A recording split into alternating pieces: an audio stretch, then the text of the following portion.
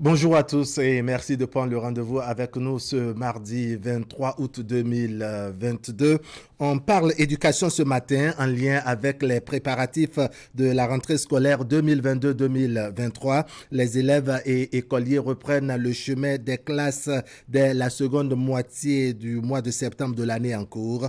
On évoque les modalités d'une rentrée apaisée qui profite aussi bien aux parents, au gouvernement, de même qu'aux partenaires sociaux. Noël Chada est notre invité ce mardi. Il nous donne sa lecture des choses dans un instant. On dira également deux mots sur la situation des enseignants éthyliques épinglés par le rapport d'une commission d'enquête diligentée en novembre dernier par le ministère des Enseignements maternels et primaires. Plus de 400 instituteurs ont été identifiés comme étant des accros à l'alcool et au tabac dans nos écoles. Des mesures ardues sont d'ailleurs prévues à leur encontre. On analyse tout ceci avec notre invité. Il est le secrétaire général de la COSI, la Confédération des syndicats indépendants du Bénin.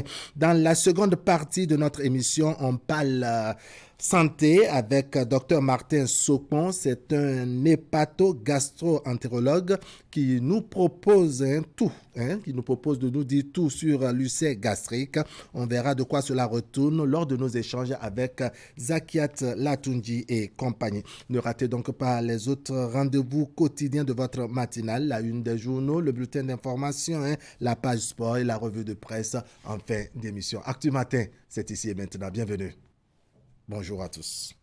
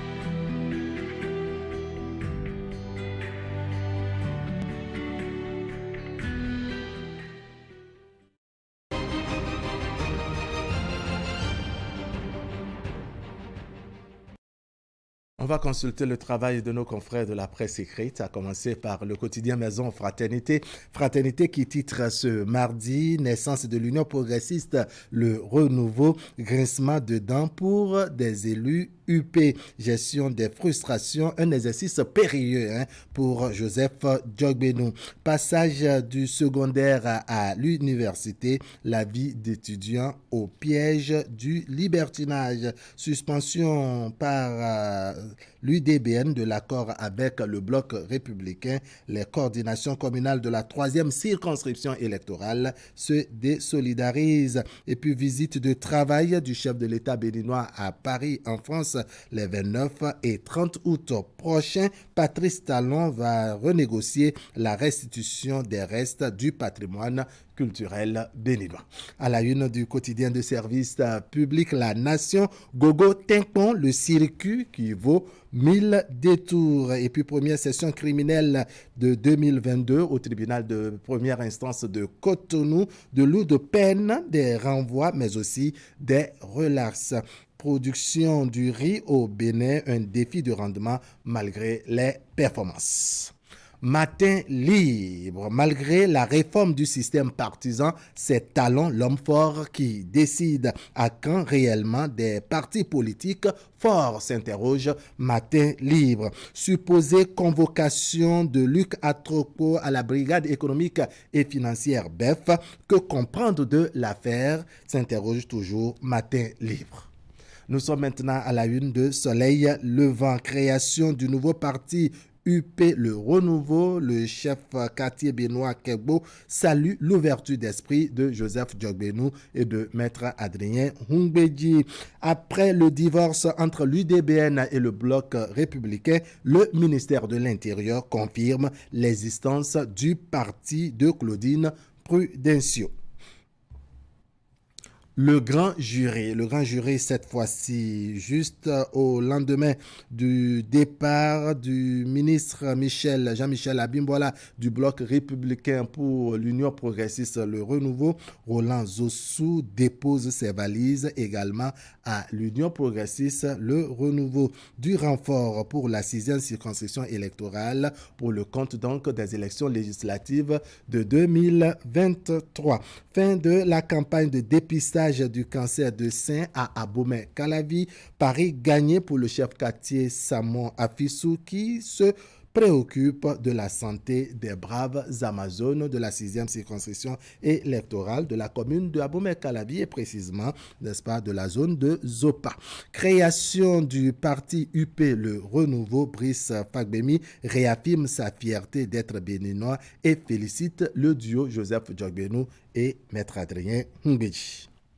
Le matinal, accusation de trahison et polémique autour du projet de fusion, les masques tombent au sein de l'opposition. Paul Hunkpe face à un dilemme, titre ce matin le matinal. Et puis lutte contre la cybercriminalité, vague d'arrestations et des mandats de dépôt. On revient rapidement à la une du quotidien, le quotidien Fraternité, naissance de l'Union progressiste Le Renouveau, grincement de dents pour des élus UP, gestion donc des frustrations, un exercice périlleux pour Joseph Djogbenou.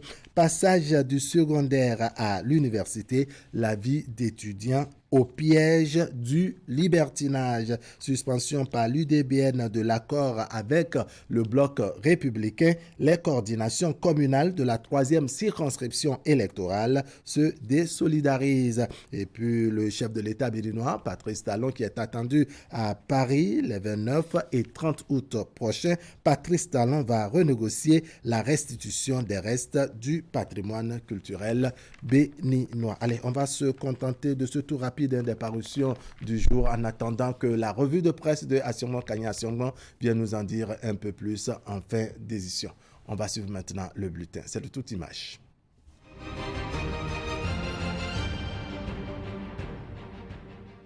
Au cœur de cette assemblée générale des anciens élèves de l'ex-CEMG, actuel CEG de l'arrondissement d'Ekpé, la constitution de l'amicale des anciens élèves du dit collège dénommé AMAEC.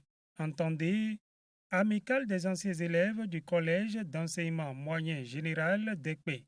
Après des décennies de séparation, c'est le moment pour ces anciens élèves de porter en triomphe une première fêtière des anciens élèves de ce collège depuis les années 1976. Cette initiative est née de la vision éclairée du docteur Aliou Ayaba, qui aujourd'hui à l'étranger a vu la nécessité de regrouper dans un creuset ses anciens camarades. L'événement qui nous rassemble ici aujourd'hui est d'une double portée et est historique par sa nature. S'il est vrai qu'il est dénommé Assemblée générale constitutive des anciens élèves du CEMG Ekpé, il poursuit en fait deux grands objectifs. Premièrement, les retrouvailles, car nombreux sont parmi nous ceux qui ne se sont plus vus depuis 1979-1980. Deuxième objectif, créer un cadre formalisé de retrouvailles pour immortaliser la chaleur humaine que nous avons vécue ensemble ici au CEG Ekpé lors de notre parcours scolaire. C'est une initiative. Nous ne pouvons pas avoir tout le monde au premier jour. Mais à partir de cette Assemblée générale, c'est sûr que nous avons semé une graine et ça va semer. Et tous les autres vont pouvoir nous rejoindre. Nos frères qui sont à l'extérieur, la diaspora, ils ont tous contribué et ils sont fiers de nous voir ensemble. À l'issue des travaux des assises, un bureau de 15 membres présidé par Valentin Sauquin est élu pour diriger l'amicale. Au-delà des retrouvailles, l'amicale entend accompagner le collège qui les a formés à offrir un environnement éducatif sain aux plus jeunes élèves, notamment les filles, et travailler au développement de la commune de Semekoji. Donc, au fil des jours, nous avons beaucoup de choses à faire. Aider le CMG ECPE, surtout les travaux dirigés, les élèves dans les travaux dirigés, parce que nous avons des parents démunis, des parents d'élèves démunis. Nous allons penser à eux. Si c'est au moins 2 ou 3 classes, nous allons construire au fil des jours. À ce jour, nous avons pensé créer encore une coopérative qui va accompagner l'amicale. Les relations seront encore activées.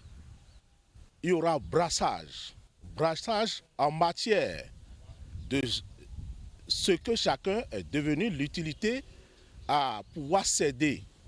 Donc, en cela, il y a la solidarité qui serait de mise. Un mandat de 3 ans renouvelable, une fois, a été retenu pour permettre au bureau de l'amicale de travailler à l'aboutissement des objectifs.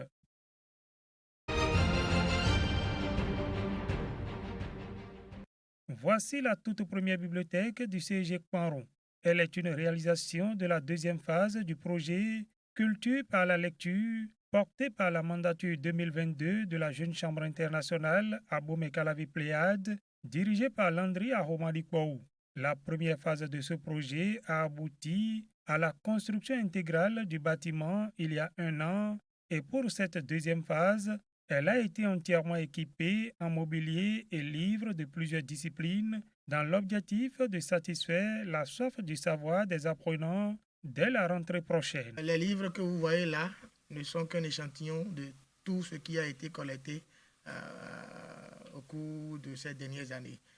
J'ai dit échantillon parce que ce que vous avez là ne constitue qu'une bribe de ce que nous avons à mettre à la disposition des élèves. C'est vous dire que la masse de bouquins disponibles ne peut être mesurée ou quantifiée.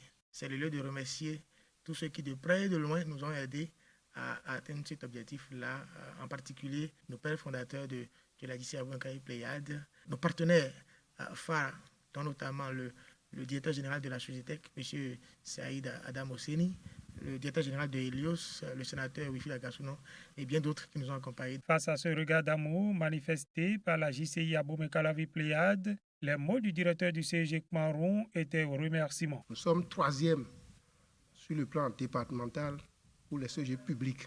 Dans cette brousse, nous avons donc dit que c'est cette bibliothèque qui a permis au CEG Kparon d'avoir ce score. C'est pour cela que nous remercions la JCI Abomey Calavi Pléiade.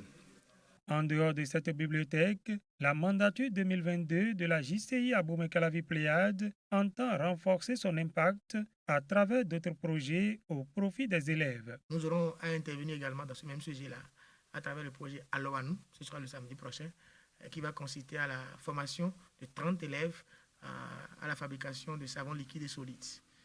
L'idée pour nous, c'est bien évidemment de permettre à nos élèves, au-delà des études qu'ils font, de savoir faire quelque chose d'autre. Et au-delà de ça, nous aurons également, dans l'arrondissement de Kparon, à intervenir au niveau de l'école primaire publique à travers le projet Culture Excellence D, qui avait été déjà réalisé l'année passée. Nous envisageons rééditer cet exploit-là cette année-ci en primant les meilleurs élèves de cette école primaire publique. C'est prévu pour début septembre. Et le souci, c'est pour la JC Abomey Calavi Pléiade, c'est d'apporter sa modeste contribution au pas de développement que pose le gouvernement à travers la mise en œuvre de son programme d'action. Sous la mandature de Landry Ahomadikwaou, la Jeune Chambre internationale Abomey Calavi Pléiade aura, à travers ses actions, laissé des traces indélébiles dans le secteur de l'éducation. Dans sa démarche, l'autorité de régulation de l'électricité ARE est accompagnée par différents autres acteurs du secteur. La consultation publique entamée depuis le 3 août dernier s'achève ici à Vavi dans la commune de Zobodomé. La localité est l'une des 20 retenues pour être électrifiée sur le territoire national dans le cadre de la facilité d'énergie propre hors réseau au CEF du Millennium Challenge et Compte 2. Cette concertation intervient à la suite de plusieurs autres étapes prévues dans le processus devant conduire à la concrétisation du projet. La consultation publique de ce jour est donc destinée à recueillir auprès de nos concitoyens de ce village, du secteur privé et des associations des consommateurs leurs opinions quant à l'électrification hors réseau de leur localité. Les échanges ont été l'occasion de présenter le contenu du projet ainsi que les offres possibles pour permettre aux habitants d'Avavi de pouvoir se raccorder au réseau électrique local qui sera construit. Une classification des consommateurs en 5 catégories a été proposée. À chaque catégorie correspond un type de tarif bien déterminé. La structure en charge de produire et de distribuer l'énergie aux populations et la société NG Power Corner Bénin SAS. La société NG Power Corner Bénin SAS devra poser des batteries d'une capacité cumulée de 96 kWh pour stocker l'énergie électrique pendant la journée. Cette société mettra en place un système de contrôle et d'acquisition des données pour, entre autres, gérer et surveiller à distance les installations électriques. Elle construira également une ligne électrique basse tension longue de 2,18 km et posera 16 lampes d'éclairage public afin d'apporter la lumière aux habitants d'Avavi dès la tombée de la nuit et de renforcer la sécurité des biens et personnes du village, tout en offrant, par la même occasion, un meilleur soutien aux activités économiques et donc l'augmentation du pouvoir d'achat via l'accroissement des heures d'activité possibles. 1 kWh d'électricité pour la catégorie 1, vous payez 200 francs. Pour la catégorie 2, 330 000 francs. Pour la catégorie 3, 302 francs. Pour la catégorie 4, 232 francs. Pour la catégorie 5, 200 francs. Les présentations ont été suivies de séances de questions-réponses au cours desquelles des informations ont été davantage fournies à l'assistance. Un questionnaire est distribué afin de collecter les impressions des populations ainsi que des suggestions sur les tarifs proposés. Toutes les observations seront traitées par l'ARE et prises en compte lors de la décision finale.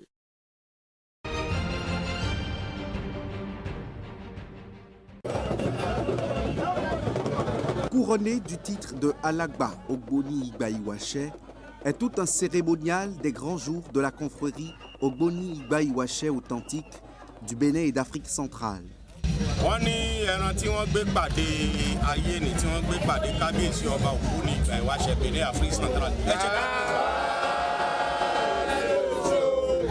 La journée commence par l'accueil de la délégation des hauts dignitaires au son de sonorités diverses. Sa Majesté Awoyemi Adissa Irawa Joye Imunga, le chef suprême de la confrérie, a effectué le déplacement de Paou Runjava. À ses côtés, Baba Aïkou aussi. Lui, il est le Olori Olugo Ogboni Igba Iwache des départements de l'Atlantique littoral et Mono Koufo.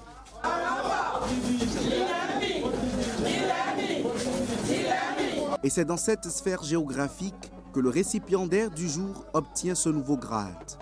Alagba Ogboni Igba Iwache, c'est désormais le titre qui précède l'appellation du nom de Oluwo Baba Alemu Olonde Chibozo.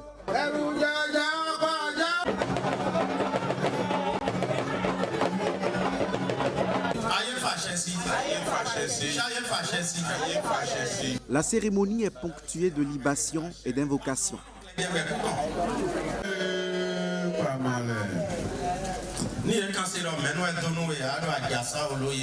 Le couronnement se fait après une série de rituels. Chargés de toute l'onction requise, les responsables de la confrérie le parent de ses attributs, des plus visibles aux moins perceptibles.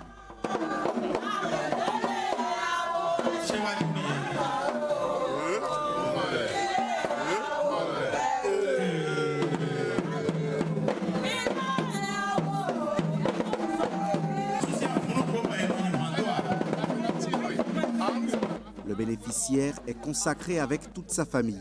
Ses enfants accèdent à des titres aussi dans le but de l'accompagner dans sa mission.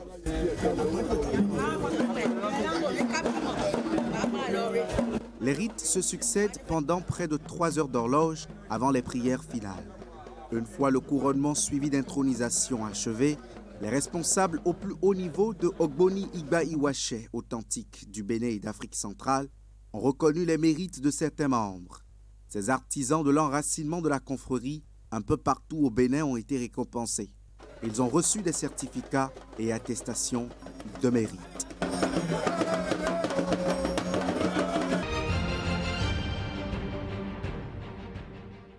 Un tournoi de football pour consolider les liens entre les filles et fils de l'ouest de Savalou. La compétition a démarré au début de ce mois. Elle a connu la participation de 8 équipes provenant des 5 arrondissements de cette zone de la commune de Savalou. Les fils et filles de l'ouest se sont mis ensemble pour organiser la toute première édition du tournoi IFEDON. Faire le match, je crois que c'est pour révéler les talents qui cachent à nos frères. Et quand on parle de foot, c'est un jeu qui rassemble du monde.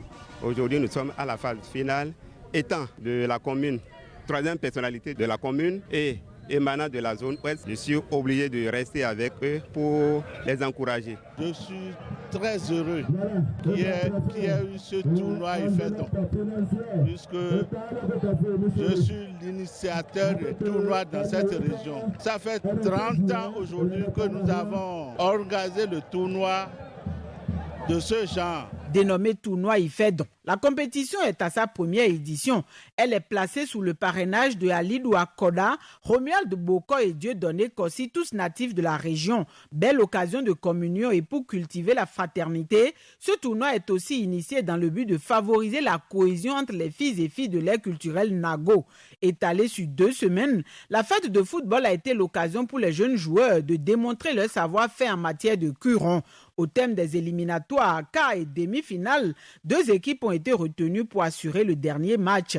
La rencontre jouée sur le terrain du collège d'enseignement général de Tchéti a opposé les joueurs de l'équipe de cette localité à ceux de l'arrondissement de Otola. Au bout des 90 minutes de jeu, les vainqueurs des poules 1 et 2 étaient toujours à 0-0. Il a fallu l'épreuve des tirs au but pour les départager. JSA de Tchéti remporte ensuite devant son homologue Asso FC d'Otola 2-1. C'est une victoire commune, c'est une victoire pour tous les 5 arrondissements de l'Ouest. Je vais dire merci à toute la population qui s'est déplacée massivement et merci aux autorités locales qui nous ont aidés, les sponsors et tous ceux qui ont porté leur aide pour que cet événement connaisse une fin heureuse. Je suis très content, je suis très ravi de mon équipe. Je n'attendais pas et c'est une fierté pour moi. La première édition et c'est mon arrondissement qui a été remporté le trophée. Je suis très content, je suis très ravi. Ce n'est pas une équipe qui a emporté, ce n'est pas Otola, ce n'est pas Tchéti, ce n'est pas Lema, ce n'est pas Dialokou, mais plutôt le fair play a gagné. Grand moment de démonstration de talent, la première édition du tournoi IFEDON s'est achevée sur une note de satisfaction tant pour les organisateurs, les joueurs ainsi que les populations. Des récompenses ont été distribuées à toutes les équipes qui ont pris part au tournoi. JSA de Tchéti, en plus du trophée, a également reçu d'autres lots composés de maillots et de ballons. Voilà, c'est cette finale de la première édition du tournoi IFEDON qui va donc nous installer tout à l'heure dans la page sport avec Akime Seydou Oseni. Akime Seydou Oseni, allez, on va Akime, venez, on va se passer donc de la transition, n'est-ce pas, et aller tout droit. Akime Seydou Oseni, bonjour. Voilà, on passe de vous un invité plutôt singulier ce matin sur notre plateau. Bonjour. Bonjour, comment allez-vous? Ça va bien, merci. Bienvenue sur le plateau d'Actu Matin. Ça va bien présenter. Voilà. Akime a réussi quand même, a réussi à me faire lever ce matin. Ah oui, c'est pas... Ce n'était pas gagné d'avance. Il faut boucler le journal, il faut s'assurer que tout est mis en place. Et bien, c'est après 2h, 3h, 4h qu'on passe au lit. Voilà. Et donc, le doyen Félix a dû abréger, sacrifier quelques minutes de sommeil pour être avec nous ce matin. C'est bien pour la bonne cause. Affirmatif. Merci d'être avec nous ce matin. Avec vous, nous allons parcourir l'actualité sportive de ce mardi matin, à commencer déjà par les échos de ce qui se passe du côté donc de la commune d'Adjou, nous. C'est bien en rapport avec le championnat national scolaire. Hier, ce sont les rencontres des demi-finales qui ont été disputées. On va y aller avec d'abord le football pour faire constater qu'au niveau des masculins, eh bien, le CEG Sainte-Rita et puis le CEG 1 de Djougou sont les deux équipes qualifiées pour la finale de cette deuxième édition du championnat national scolaire. Eh bien, le collège Sainte-Rita de Cotonou a battu son adversaire d'Avrancourt sur un service minimum, 1-0. La formation de la cité des Pétoni, quant à elle, a fini au tir au but après le 0-0 au terme des 90 minutes de temps réglementaire. Eh bien, au tir au but, ce sont les jeunes de Djougou qui ont été les plus adroits. 4 tirs au but réussis contre 2 pour le CEG de Gouka, bien évidemment. Et puis au niveau des dames, c'était on ne peut plus serrer. Tous les matchs se sont soldés par les épreuves des tirs au but. Le CEG Kobli s'impose 3-2 au CEG 1 de Bassila et le CEG Sainte-Rita réalise également une belle opération chez les filles 3-2 face au CEG Vacon. Vous constatez que le CEG Sainte-Rita, c'est bien la formation la plus en vue au terme donc de ce championnat scolaire puisque 2 placés en finale de cette édition. Au handball, l'affiche de la finale opposera l'équipe du CEG Pobet à celle du CEG 1 de Boycon. Les deux formations respectivement pris le dessus sur le CEG Boukoumbe et le CEG Zobouno. Zumboun, voilà, j'y arrive. Score 13 et 17-18 et puis 13-16. Au niveau du basketball, elles étaient 2 attendues pour la finale de cette édition, mais seul le CSP et Beto sera au rendez-vous de la deuxième édition du championnat national scolaire après l'élimination du CEG Application lors de la 7e journée. On en parlait donc depuis hier déjà. Et encore une fois, eh bien, l'équipe a démontré son meilleur niveau au cours de cette demi-finale avec une victoire écrasante face au CEG 1 de Djougou, vous le constatez, 66-18. Le CEG Beto jouera la finale contre le collège catholique de Lokossa, tombeur du CEG Application, disais-je, lors de la 7e journée et victorieux face au CEG Paraco, score à l'arrivée 55-41. Voilà en gros l'actualité et les échos du championnat scolaire qui a lieu du côté d'Adjoun. Les rideaux tomberont, ce sera demain quand on va y être, ça va être le mercredi. Et si vous avez un peu de temps comme je vous le disais depuis le début de ce championnat, faites un tour. Il y a de bon, il y a du beau là-bas à découvrir donc du côté donc, de la commune d'Adjoun. Ce n'est pas Félix qui me dira le contraire puisque de temps en temps, eh bien, il y a une possibilité d'y faire un tour. Les fédérations sont invitées pour dénicher les meilleurs talents à l'occasion donc de ce rendez-vous sportif.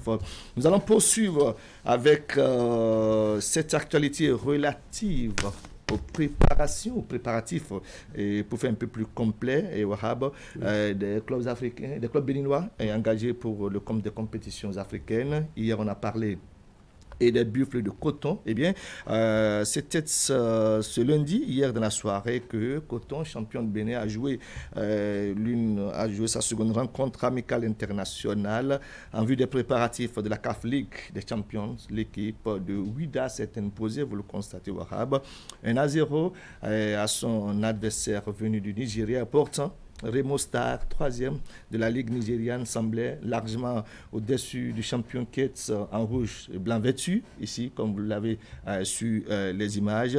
Il a fallu, je dirais qu'il y a eu le 0-0 au terme donc, des 45 premières minutes. Et là, c'est au retour des vestiaires avec des consignes qui ont été passées de part et d'autre, bien évidemment, et des entrées de certains autres cadors de cette formation de Ouida, que le champion en titre a fini pas trouver le chemin défilé à la 87e minute sur un centre en retrait de Rivaldo Alitonou, un jeune qu'on ne présente plus, et bien, et Romari Kamosou qui a terminé parmi les meilleurs artificiers de la saison sportive dernière sur le point de pénalty. Tiara le sol et trouve le fond de filet. Coton s'impose par le score d'un but à 0 et enregistre ainsi sa deuxième victoire après le 4-1 face à l'ASK du Togo, l'ASK, qui est également engagé pour le compte donc de ces compétitions africaines. Et quand on parle de Coton et quand on parle des buffles, eh bien, On a donc rapidement le lien pour rappeler que ce sont les champions et vice-champions du Bénin et le comité exécutif de la Fédération béninoise de football, quand on recevait la semaine dernière ici William Fangbedi, vice-président de l'instance fêtière de football, nous proposait dans les 10 axes prioritaires du nouveau comité exécutif de la Fédération béninoise de football l'accompagnement des clubs béninois engagés dans les compétitions africaines. Félix nous dirait un mot là-dessus. C'est justement pour ça que nous l'avons sur ce plateau ce matin.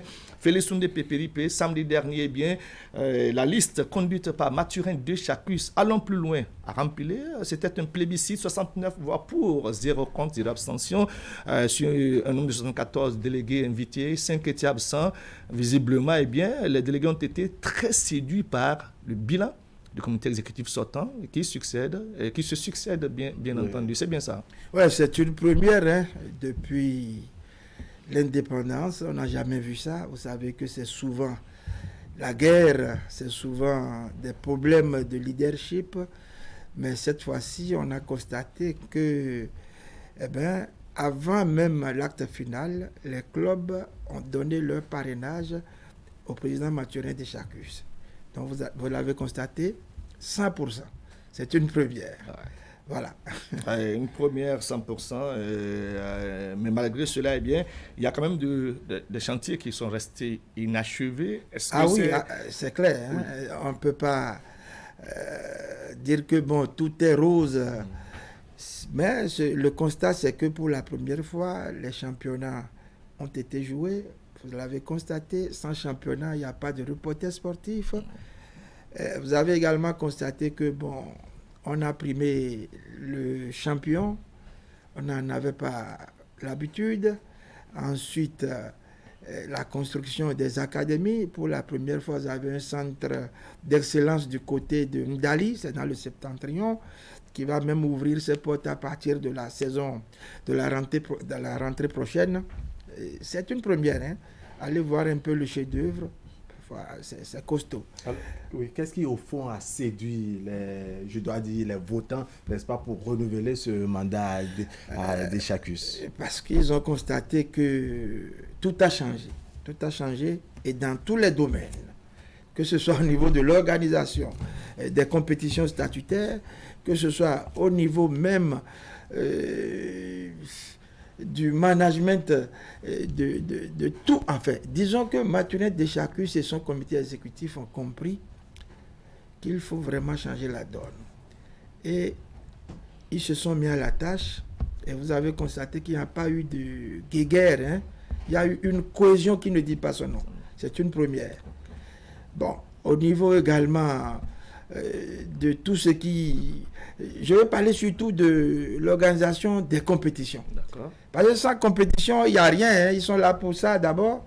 Les femmes qui jouent au football aujourd'hui, c'est une première. On a même la première division, on a la deuxième division. Franchement, c'est formidable. Naguère, on allait chercher des jeunes filles du côté du Nigeria qui ne savaient même pas chanter l'Aube Nouvelle. Aujourd'hui, tout ça est conjugué au passé. On ne va pas s'attarder sur le football féminin seulement. Au niveau des catégories inférieures, vous voyez, tout est en chantier. Vous voyez, les jeunes qui jouent. On revient par exemple du Ghana. Si vous prenez cette équipe qui a évolué du côté du Ghana, la U17, vous allez constater qu'il y a un travail qui se fait franchement à la base. On aurait pu décerner... Ces U17 nous viennent pour la plupart des centres de formation. Ce n'est pas aussi Maous, ce n'est pas fameux au niveau des centres de formation. Quel est l'accompagnement que la fédération tout a dit. Je pense que le vice-président William Fangbedi a rappelé tout ceci ici, parce que j'ai suivi. Au niveau des centres de formation, le président décide avec son comité exécutif de faire en sorte qu'il y ait des tournois désormais au niveau de ces centres, en vue, bien sûr, de sélectionner ces perles rares. Vous savez, sur 100, il y a peut-être 1 ou 2 qui arrivent. Donc c'est compliqué, c'est difficile, mais on aura désormais des compétitions au niveau des centres de catégories formation. Voilà. Et puis, quand même, il faut se le dire, il y a les subventions. Les subventions sont régulières. Les subventions sont l'émanation du pouvoir central, c'est le ministère des Sports. Oui, mais c'est la Fédération béninoise de football qui... On n'a jamais reçu de telles subventions. Avant, c'était peut-être 5 millions, c'était 2 millions. C'est la entente qui est entre la fédération et puis le ministère qui tient de cette cagnotte qui va en augmentant chaque saison sportive, c'est ça? Ça également, c'est du jamais vu. Pour la première fois, on a constaté qu'au niveau de la Fédération béninoise de football et du ministère de tutelle, il y a cette paix. On a fumé le calumet de la paix. Avant, et d'ailleurs en Afrique, c'est toujours la guerre entre le ministère des Sports et les fédérations. Mais au Bénin, il y a cette symbiose. C'est quoi le secret? Oui, parce que nous avons 2 managers, le ministre des Sports et le président de la fédération, qui ont compris que pour que le football béninois se développe véritablement, il faut cette entente. Parce que c'est le gouvernement d'abord et ensuite la fédération. Donc, c'est compris, chacun joue son rôle. Et je crois que tout ça de l'extérieur est apprécié. D'ailleurs, la Confédération africaine de football vient d'envoyer une lettre au comité exécutif de la fédération élue pour lui souhaiter bonne chance, lui dire félicitations. Et c'est une première également. Et c'est rapidement arrivé. C'est la rapidité qui est une première ou... Ah oui, la rapidité. Parce qu'avant, il faut attendre une semaine. Pour s'assurer que l'élection est validée. Simplement à l'aide des premières avec vous ce matin, Félix Sondé Pépéripé. Je rappelle, directeur de la communication du comité exécutif de la Fédération béninoise de football. On va beaucoup plus nous accentuer sur des chantiers inachevés qui doivent être forcément des priorités pour le compte donc, des 4 prochaines années de ce comité exécutif dirigé par Mathurin et de chaque chantier inachevé, c'est la direction technique nationale. Félix Sondé Pépéripé. Tout le monde en parle. Tout le monde en parle, encore que nous avons un directeur technique national qu'il faut féliciter parce que ce n'est pas facile. Il fait ce qu'il peut, mais une direction nationale, c'est toujours mieux. Et le président de Chacus, vous l'avez entendu certainement, il a dit qu'à partir dès qu'il prend, c'est-à-dire depuis son élection pour ce 2e mandat, il va axer prioritairement ses actions sur... Qu'est-ce qui n'a pas marché? Il avait dit à l'occasion du mandat dernier que sa priorité c'était la mise en place de la direction technique nationale. Dans la foulée, on a eu un directeur technique national. On n'a plus les autres pour étoffer, pour qu'enfin on parle de direction technique nationale. Qu'est-ce qui n'a pas véritablement marché à l'occasion du mandat dernier pour que, on puisse cette fois-ci réajuster afin que d'ici très peu, on ait enfin une direction technique nationale digne de ce nom avec tous les compartiments qu'il faut. Tout a marché. Ça dit, il ne faut pas se précipiter. D'accord. Vous savez que quand on parle de directeur technique national, c'est vrai, c'est la fédération qui propose, le ministère nomme. Ouais. Mais ici, comme il y a entente entre les 2 institutions, je crois que ils sont en train de réfléchir pour ne pas tomber encore dans ces... comment dirais-je? Dans les travers du passé. Voilà, du passé. C'est ce qui se passe. Alors là, maintenant, je pense que tout est au point pour qu'on puisse avoir une direction technique nationale avec les démembrements qu'il faut, avec tout ce qu'il faut. Parce que c'est nécessaire. Parcourir le pays, faire en sorte que, on ait une sélection digne du nom. Même quand on parle d'équipe A', vous voyez comment ça se passe, à la dernière minute qu'on court derrière des joueurs. Et puis il n'y a pas cette... on ne sent pas que c'est une équipe nationale, mais je pense que maintenant, ils ont pris le temps de réfléchir. Ils ont pris le temps de chercher. Et dans les prochains mois, vous allez constater avec moi que on a une direction technique nationale, un directeur technique national. Parce que c'est vrai, quand vous avez un seul qui a son cachet, qui a un petit papier qui dit qu'il est directeur technique national, ce n'est pas de ça qu'il s'agit. Tout le monde l'a compris. Mais maintenant, avec le ministère de tutelle, les bases sont jetées Et bientôt, il y aura cette direction technique nationale. On va pas se hasarder à donner de dates, mais vous nous non, mais ça c'est imminent. C'est pour bientôt. C'est imminent. Un travail de fond a été déjà presque fait. On a pris le temps de travailler, de réfléchir. D'accord. Et bientôt... Ça, c'est au niveau de la direction technique. Maintenant, les équipes nationales, parlons-en. Nous avons plusieurs catégories. La sélection A et la sélection A'. Nous avons les U20, nous avons les U23, les U20, les U17. C'est les catégories d'âge, bien entendu. Mais le constat qui se dégage et le reproche qui est fait à la Fédération béninoise de football, c'est de n'avoir que les yeux pour la sélection Fagnon. Comment est-ce que vous l'expliquez, monsieur le directeur de la communication? Écoutez, nous sommes en démocratie et chacun pense à ce qu'il veut. Et maintenant, ne pas prendre en considération ce que les gens disent, c'est ça qui est dangereux. Il faut que les gens parlent, il faut les écouter, il faut prendre ce qui est bon dedans. C'est vrai qu'au niveau de l'équipe A, on voit tout le monde. Exactement. Quand il s'agit des catégories inférieures, bon, personne. Et Mathurin Deschacus, il a dit également, ça va être corrigé. Et s'il a dit, c'est un homme de parole, c'est que ça va être corrigé. Donc je pense qu'il n'y a pas de souci à se faire à ce niveau. Et les choses vont vraiment changer à partir de ce second mandat. Un second mandat, justement, chantier sur lequel on attend peut-être le comité exécutif, c'est le chantier, je dirais quoi, de l'équipementier. Qui c'est qui habille les écureuils du Bénin? Écoutez, c'est une affaire du ministère des Sports et de la Fédération béninoise de football. Bon, est-ce qu'on a des soucis d'équipement aujourd'hui? C'est la question qu'il faut se poser. Pour l'instant, je ne pense pas. Mais le dire, c'est bon. Et le comité exécutif en a pris acte, le ministère de tutelle également, parce que dans les autres pays, vous allez me dire que, bon, lorsqu'on a un équipementier, à un moment donné, c'est lui qui prend même en compte le déplacement, qui prend en compte tout ce qu'il fait, qui fait même... Assez de commodité. Voilà, accès de commodité. Oui. Vous allez le dire, c'est vrai. Je pense qu'ils sont à la recherche de cet équipementier et que bientôt également, tout ceci sera... ça va être fait. Vous êtes donné la garantie que ce sera des choses vous avez à la tête le plus tôt possible et rassurer donc, je dirais, les amoureux du sport au Bénin. Affirmatif. Vous savez que nous avons des responsables à la tête de cette fédération et nous avons un ministre qui s'y connaît. Donc, pas de problème à ce niveau. D'accord. L'autre sujet sur lequel les téléspectateurs et les fans voudraient vous entendre ce matin, c'est l'actualité qui date depuis 48 heures, notamment à l'occasion de l'Assemblée générale élective dernière. On annonce qu'instamment, on passera des écureuils au guépard du Bénin. Vous êtes le directeur de la communication. De façon précise, qu'est-ce qu'on retient de cette actualité? Guépard, écureuil du Bénin, où en sommes-nous? Je ne comprends plus certains compatriotes. Dans ce même pays, tout le monde a crié écureuil c'est petit, écureuil contre lion, écureuil contre panthère. J'ai entendu pas mal de commentaires.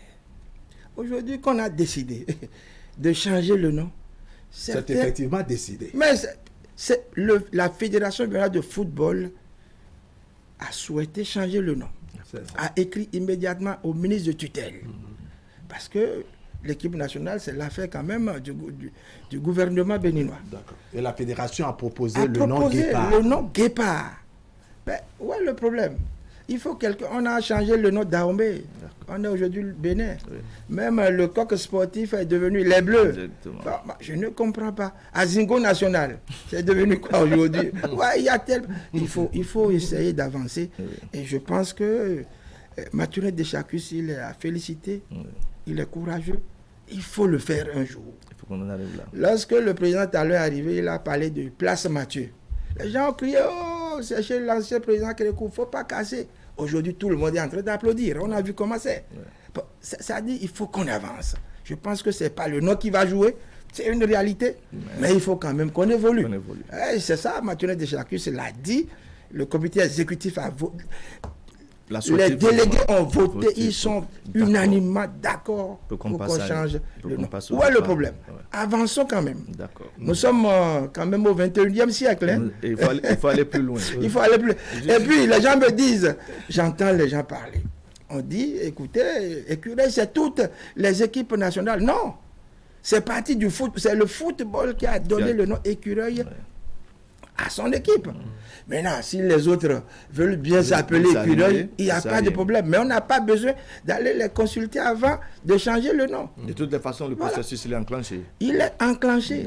Et prochainement, on va s'appeler Guépard. À l'occasion de cette Assemblée générale élective, Félix Sondé Pépéry, directeur de la communication, il y a eu certaines têtes qu'on a vues il y a très longtemps au niveau donc, de ces travaux. Et quand on parle de ces têtes, je suis un peu peut-être péjoratif, c'est que nous avons eu la présence... Certaines personnalités. Exactement, l'ancien président du comité exécutif, Andjoré Moucharaf, qui était là. Au-delà, c'est que des sommités sont venues d'un peu partout, du Niger, du Togo, de la Côte d'Ivoire, du Cameroun, pour apporter leur onction à ce qui se fait ici au plan national. Parlez-nous un peu de cet aspect. Et vous avez oublié d'ajouter que les élections ont été supervisées par la FIFA et la CAF. Exactement. Les deux institutions fêtières ont envoyé des représentants. Des représentants. Ce qui vient, je dirais, légitimer, n'est-ce pas, Mathurin Deschamps. Vous avez vu la rapidité avec laquelle la CAF a envoyé sa lettre de félicitations. C'est vous dire que tout le monde a les yeux rivés aujourd'hui sur le Bénin. Ce n'est plus le Bénin d'hier. Le Bénin d'aujourd'hui, lorsque Mathurin Deschamps, on appelle le nom, ce n'est pas pour l'idolâtrer, hein.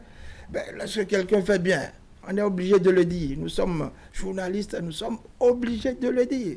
Lorsqu'il voyage, lorsque vous allez sur les congrès, avant, on vous donnait des miettes peut-être pour voter telle ou telle chose. Mais vous ne pouvez pas aller regarder le visage de Mathurin Deschamps pour dire tiens, 1 million, tiens, 5 millions pour faire ci. Non!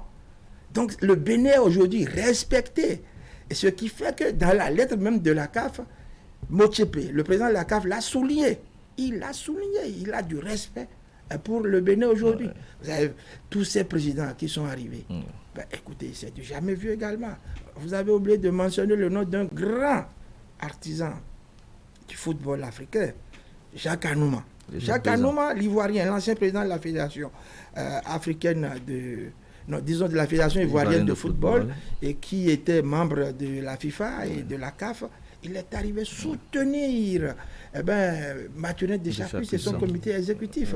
Le nouveau président de la Fédération ivoirienne de football, il était là. C'est une diplomatie qui ne dit pas son nom. C'est une diplomatie offensive à saluer.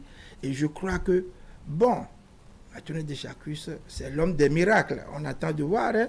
Il a promis beaucoup de choses. Et ce qu'il a dit, et qui nous a étonnés tous, c'est qu'il dit c'est mon dernier mandat. Vous avez vu quelqu'un dire au football c'est mon dernier mandat? On s'accroche. On s'accroche. Mais il dit c'est son dernier mandat. Donc c'est un monsieur à respecter. Je pense qu'avec son comité exécutif constitué, rien que des cadres dignes du nom, ils sont en train de faire un travail. J'ai entendu certains dire au niveau de l'administration, il faut faire ci et ça. C'est leur droit de le dire. Mais ils oublient qu'hier, les décisions se prenaient dans les bars, dans les boutiques. Cette fois-ci, on a quand même une administration qui essaye de corriger tout ceci et qui travaille. Lorsque c'est bon, il faut féliciter les gens. Écoutez, je crois que c'est... D'ailleurs, je vous ai apporté ce magazine. Vous êtes deux. Je vais vous donner à chacun un. Vous allez lire, comprendre tout ce qui s'est passé durant les quatre dernières années. Voilà. C'est très important. Vous parlez de magazine. On va s'y engouffrer pour que vous nous éclaircissiez davantage sur le projet du comité exécutif de se doter désormais d'une télévision et d'une radio. Vous êtes le directeur de la communication. J'avoue que ça doit être l'une des propositions de votre structure. Qu'en est-il réellement? Comment ça va se passer, monsieur le directeur de la communication? Allez en Mauritanie, là. La petite Mauritanie. En Griffin, allez. La fédération mauritanienne de football a sa télévision, a sa radio. Pourquoi pas le Bénin? Et c'est pas moi, c'est le président lui-même, c'est Mathurin Deschamps. C'est lui-même qui a décidé et le comité l'a accompagné. Et une mission est allée même voir comment ça se passe du côté de la Mauritanie. Et je pense que ça, c'est une très bonne chose, n'est-ce pas? Vous allez l'expérimenter au plan national. On va l'expérimenter. Et vous allez constater que, ça va être une très bonne chose pour nous tous. D'accord. Voilà. Oui, au-delà, vous avez fait des anciens présidents. Moucharafou Anjorin, il a tout donné au football béninois. Oui. C'est vrai, l'homme a ses qualités et ses défauts. Nous prenons les qualités. Et c'est pour cela que le comité exécutif et son président ont décidé, et c'est d'ailleurs dans les statuts, de le faire président d'honneur. Je pense que c'est normal, hein, c'est une très bonne chose. Et ceci, pour faire en sorte que la paix quand même revienne, hein, il faut qu'il y ait la paix. Tout le monde est appelé à venir boucher la jarre trouée avec son doigt. Bon, bref, c'est pas Anjorin seul. Hein. Il y a les autres également qui auront... Marius Dadjo, Augustin Honvaïbla. Ça va venir. Pour l'instant, c'est Anjorin Moucharafou. Donc, je crois que, bon, cette fédération est sur la bonne voie. Je ne parle pas en tant que directeur de communication, je parle en tant que reporter sportif. On n'avait jamais vu ça dans ce pays. Les choses bougent énormément, les choses ont changé. C'est une réalité, mais c'est vrai, il y a des chantiers à revoir. Ça, c'est clair. D'accord. Voilà. À court terme, quels sont les chantiers auxquels la fédération veut... la direction technique nationale. D'accord. Mathieu de Jacques commence par là. Et vous savez également que nous avons un match, ou bien des matchs très importants en vue, hein, avec la sélection nationale. Ouais. Donc, on a fait 2 sorties, 2 ratés. 2 défaites. Il va falloir rattraper rapidement. Il y a tout ça. Mais écoutez, ce n'est pas seulement gagner qui est la chose, hein. C'est commencer par la base. Et c'est de ça qu'il s'agit. Avec les centres de formation, en prenant le centre de formation de Ndali. Je ne sais pas si vous avez fait un tour déjà à Ndali pour voir le chef-d'œuvre. Ouais. La rentrée prochaine, d'ailleurs, le directeur technique national a commencé un travail dans ce sens. Ouais. Je pense que, bon, je dis bravo. Hein, moi, je dis bravo à cette... Félix, directeur de la communication, votre mot de la fin. Écoutez, il faut accompagner le comité exécutif de la Fédération béninoise de football. Lorsque vous constatez que quelque chose ne va pas, on veut des critiques objectives. Et je pense que Mathurin Deschacus et son comité exécutif sont à l'écoute. Et Mathurin Deschacus, c'est un homme charismatique, c'est un homme... nous, on l'appelle le Manitou aujourd'hui du football africain. Le Manitou, parce que partout où vous passez, il est respecté, le drapeau béninois est respecté. Donc, je demande aux uns et aux autres de l'accompagner afin qu'il termine en beauté avec son comité exécutif, et ce mandat qui vient de démarrer. Félix Pépéripe, directeur de la communication, merci d'être passé ce matin. C'était un plaisir pour nous de vous avoir dans nos murs.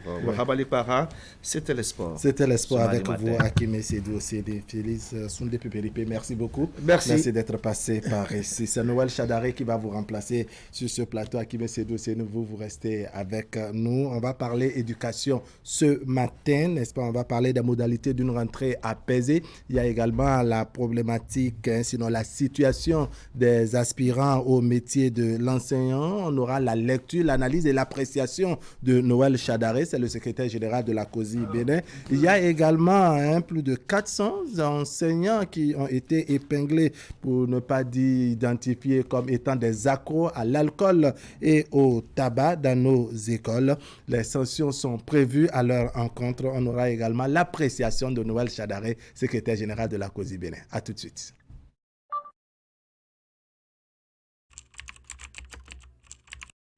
Votre chaîne Canal 3 Bénin à portée de main.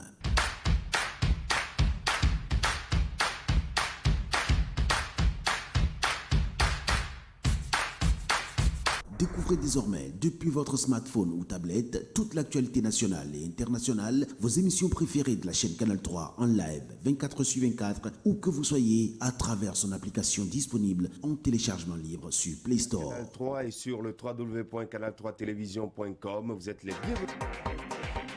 Canal 3, la passion de l'image. Il n'y a rien pour stimuler nos émotions comme un bon jeu de sport. Fais la passe. Pourquoi tu ne rentres pas dans la télévision pour lui faire la passe? Et comme dans la vie, tout ce qu'il faudrait, c'est une idée folle pour changer la donne. Et devenir la scène pour votre succès. Okay, guys, listen. You have to tighten our defense. You, make sure you pass the ball. C'est ainsi que sont faits les gagnants. Ils ont une chance de dominer le jeu et saisissent cette chance pour prendre leur destin entre leurs propres mains. Êtes-vous prêt à gagner? 1xBet, suivez les leaders.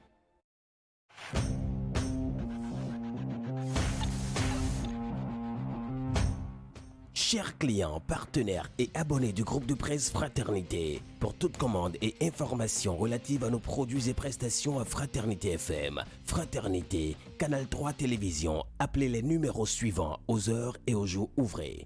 95 74 29 23, 95 74 29 25, 97 77 33 02, 96 61 13 30, 69 17 99 99, 69 23 55 55, 61 62 12 02, WhatsApp, email canal3benin@yahoo.com, info@canal3télévision.com, fraternité_fm@yahoo.com, fraternews@yahoo.com.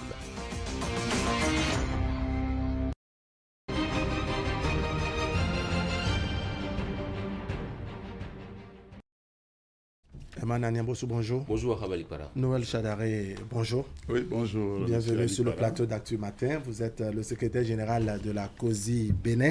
Avec vous, on va parler éducation ce matin, éducation dans tous ses compartiments. On va commencer avec ce lien avec les préparatifs entrant dans le cadre donc, de la rentrée scolaire. On annonce cela pour la deuxième moitié du mois de septembre de cette année, n'est-ce pas? On va très rapidement, Noël Chadaré, si vous permettez, faire une certaine lecture de tout ce qui s'est passé l'année dernière. Quelle est votre appréciation de comment l'année scolaire s'est déroulée, l'année scolaire, je dirais, 2021-2022?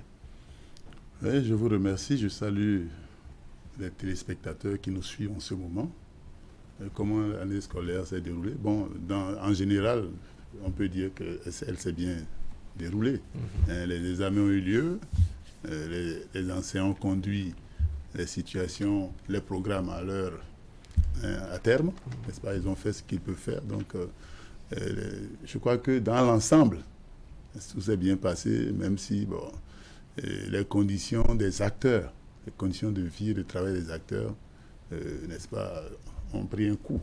Ils ont vraiment souffert parce que ils sont pas les acteurs, les enseignants, les instituteurs, les professeurs n'ont pas été dans les meilleures conditions. On espère que cette année qui arrive, on fera un effort pour débarrasser les enseignants, les acteurs de tous les soucis qui peuvent gangréner leurs prestations dans la situation de classe. D'accord. Quels sont les soucis qui ont gangréné les enseignants dans leur situation de classe pour l'année qui s'est achevée? Il y a d'abord, vous connaissez, on va ressasser, parler, ressasser, répéter. Bon, oui. C'est vrai qu'on est enseignant et c'est pédagogique. Oui, c'est pédagogique, mais bon, parfois c'est ennuyeux. Parce que quand vous dites la même chose à plusieurs reprises et que on ne voit pas. Je vais parler des AME, les AME aussi bien au primaire comme au secondaire, qui sont dans de très mauvaises conditions. Ils sont pas... Ils ont démarré l'année scolaire, ça va être la même chose encore. J'espère qu'on va changer. Ils commençaient l'année scolaire avec des cousus de dettes, n'est-ce pas? Cousus de dettes. Et les enfants doivent aller à l'école. Ils sont allés complètement démotivés. C'est une sorte de présence dans les classes, n'est-ce pas? Il y a des enseignants aussi qui attendent des formations, qui sont des formations annoncées depuis des années. Il y a des anciens qui sont scotchés au même salaire depuis 2008. Ils attendent qu'on sorte les arrêtés de mise en formation, les correctifs des arrêtés de mise en formation. Ils attendent cela pour être reclassés. Il faut qu'il y ait le reclassement. Il y a des enseignants qui attendent des rappels depuis longtemps. Donc c'est tout cela, quand vous voyez les conditions dans lesquelles les gens se retrouvent, et vous voyez que la cherté de la vie en a rajouté. Donc ils ont passé toute l'année scolaire à vraiment vivoter. C'est ça un peu. Et là, on va commencer une nouvelle année avec les mêmes problèmes. On espère que le pouvoir qui est interpellé, parce que on ne peut que l'interpeller et espérer que le cœur de ceux qui nous dirigent leur parle pour qu'ils puissent être sensibles à des situations qui sont, on a dit, c'est un mandat hautement social. Il faut mettre un peu on a besoin de social, il d'humanité. faut humaniser, n'est-ce pas? Il faut humaniser l'utilisation des AME. Il faut humaniser cela. On va revenir beaucoup plus sur leur situation tout à l'heure. Emma Nanyambossou, l'année scolaire 2021-2022 s'est achevée sur de bonnes notes, mais ça ne cache pas pour autant, je dirais, des conditions difficiles pour les enseignants qui, ma foi, si on s'en tient bien entendu au développement de Noël Chadaré, qui vont souvent en classe, pas toujours, je dirais, la joie au cœur. Non, ce qui est clair, quand on voit le tableau présenté par le secrétaire général de la COSI Bénin, on se rend compte que la rentrée scolaire est certes bien terminée, mais que cela cache bien des dysfonctionnements, ça cache bien des soucis, bien des désagréments que les enseignants sont obligés de subir, parce que justement, l'enseignant qui a des soucis qui va en classe, il est présent de corps et peut-être que son esprit est ailleurs. Et quand on me dit que l'enseignant, les AME sont cousus de tête, ça veut dire qu'il est en classe, il donne ce qu'il peut, et après il retourne encore à ses dettes. Et donc, ça peut peut-être expliquer qu'il y ait des enseignants qui soient obligés de se noyer un peu dans l'alcool pour pouvoir supporter un peu certaines choses. Pour pouvoir oublier on va revenir un peu sur les recettes tout à l'heure. Donc, cela voudrait dire quoi? C'est vrai que la grève est désormais réglementée au Bénin, c'est organisé au Bénin, mais il faut faire en sorte que les conditions de vie et de travail des enseignants soient des plus saines. Sinon, l'enseignant, nous sommes ici en train de parler français grâce à l'enseignant. Il est d'ailleurs sur le plateau professeur de français, conseil pédagogique et tout. Je pense que c'est à eux encore qu'il revient de faire en sorte que l'État central, le gouvernement puisse les entendre. Parce que, comme il a dit, à ressasser les problèmes de jour comme de nuit, on finit par se fatiguer. Et quand c'est comme ça, je ne sais pas à quoi on destine nos enfants aujourd'hui. Oui, mais à Kibé Sédou Séni, il y a que presque à chaque occasion, les secrétaires généraux ne manquent pas de rappeler les difficultés qui sont celles, je dirais, du monde des travailleurs et notamment des enseignants. Mais on se dit pourquoi le gouvernement, pour ne pas dire l'État central, reste quelque peu imperméable à ces cris de cœur. Je n'ai pas la réponse. Parce qu'étant peut-être pas la bonne personne. Je fais le constat comme vous, comme d'ailleurs l'a fait le secrétaire général de la COSI Bénin. Ce sont les yeux, il y a des choses qu'on ne peut voir qu'avec les yeux qui ont pleuré. Et donc du coup, la situation n'est pas nouvelle. Vous savez que bien de façon régulière, à l'occasion ou à la veille de la rentrée des classes ou à la veille du 1er mai, eh bien, les responsables des confédérations centrales syndicales, non seulement en mettant l'accent sur l'amélioration de leurs conditions de vie et de travail des fonctionnaires, si je puis ainsi m'exprimer, des travailleurs en général, eh bien, il arrive qu'on rappelle que, eh bien, il y a quand même un secteur d'activité qui est en proie, je dirais, à un désintéressement, si je puis ainsi m'exprimer. C'est d'ailleurs pas intéressant que, eh bien, tout en partageant les lauriers, qu'on oublie qu'à un moment donné, eh bien, il a fallu que certains fassent preuve d'assez de sacrifices pour que nous ayons les résultats que nous avons. L'année scolaire a été conduite à terme avec de bons résultats. Les examens ont été bien organisés, tout ce qui est autour. Et quand on parle d'examens et d'année scolaire, eh bien, les acteurs premiers au-delà de nos enfants, ce sont les enseignants. Ça ne fait pas intéressant, comme l'a dit Noël Chadaré ce matin, qu'on soit obligé chaque fois de rappeler que nous avons des enseignants, une catégorie d'enseignants les plus nombreux, bien malheureusement, qui copient. Parce que, oui, on ne dira pas que c'est rose partout, mais il y a quand même un minimum qui est demandé à l'endroit de ces derniers-là. Il fait bien de rappeler que eh bien, les enseignants sont quand même la plaque tournante de toute formation. S'il n'avait pas été en face de nous ce matin, Noël Chadaré en tant que secrétaire général, c'est que même de ma position, je dirais que j'ai eu un enseignant qui s'appelle Noël Chadaré, professeur de français, et donc ça m'embêterait que de savoir que celui-là, grâce à qui ça parle de façon un peu fluide, le français soit dans les conditions pas intéressantes. Donc il va falloir forcément que eh bien, un regard attentionné soit jeté à l'endroit de ce corps-là, et surtout de ceux qu'on appelle aujourd'hui des aspirants au métier d'enseignant. Ils sont déjà dedans. Je ne sais plus à quoi ils aspirent. Quand on aspire, c'est qu'on n'y est pas encore. Quand on aspire, on n'y est pas. Vous trouvez que cette dénomination est déjà dégradante? Je la trouve dégradante. Dévalorisante. Oui, franchement, quoi. Je la trouve dégradante. Les personnes dont il s'agit au Wahab vont au cours, dispensent de l'enseignement à nos enfants. Et le font dans les mêmes conditions que les aînés qui étaient dans le métier avant eux. C'est parce qu'ils ont les aptitudes qu'ils y sont. Et donc, je crois que les appeler enseignants, professeurs, tout ce qu'il y a autour, selon les grades, je suis d'accord. Mais en arriver à les catégoriser d'aspirants au métier... aspirants, comme s'ils étaient juste dans une base de données, alors que ce sont des gens qui sont déjà sur le terrain et appliquent. Et peut-être que c'est ça la base des conditions dans lesquelles on les retrouve aujourd'hui. Il faut qu'on dépasse, je dirais, cette appellation-là et qu'on passe aux choses sérieuses. Parce que dans l'eau des cas, c'est pour ça que nous allons certainement tout à l'heure nous prononcer, élaborer sur cette malheureuse étiquette d'enseignant éthylique. Comme je vous l'ai dit la dernière fois, ça ne fait pas bon entendre. Mais il y a peut-être des raisons qui pourraient expliquer parfois des comportements du genre. Même dans tout secteur, il y a que lorsque vous ne vous retrouvez pas dans certaines conditions de travail, bon, tout le monde n'est pas aussi... mentalement fort, tout le monde n'est pas résilient pour en arriver forcément à gérer ce qui est à gérer. Et on peut passer rapidement dans les deux corps, de gré ou de force, c'est possible. Mais dans l'autre des cas, c'est que là nous sommes le 22, c'est bien ça? Le 23. Le 23. Le 19, dans moins d'un mois, on passe encore à la rentrée des classes. Nos parents d'élèves, on se bat tant bien que mal, on passe le temps à réfléchir. Casse-tête pour les fournitures scolaires et les premières tranches. Les AME dont on parle sont parmi nous. S'il y en a qui n'ont pas eu 1, 2, 3 mois de salaire, tenez, comment est-ce qu'on ne peut pas la rentrer des classes? On n'aura pas les mêmes vocabulaires face aux fournitures. Autant c'est un peu douloureux, comme vient de dire que Herman Anyambossou et Akime Sédou Séné sont des aspirants au métier du journalisme. Heureusement qu'on en parle pas. Alors, est-ce qu'il faut dire, Noël Chadaré, n'est-ce pas, qu'on parle de révalorisation ou de valorisation de la fonction enseignante et que tout se limite, je dirais, au verbe juste? C'est un peu comme si c'est dans le langage, mais dans la pratique, il n'y a pas la valeur accordée à l'acteur qui est enseignant.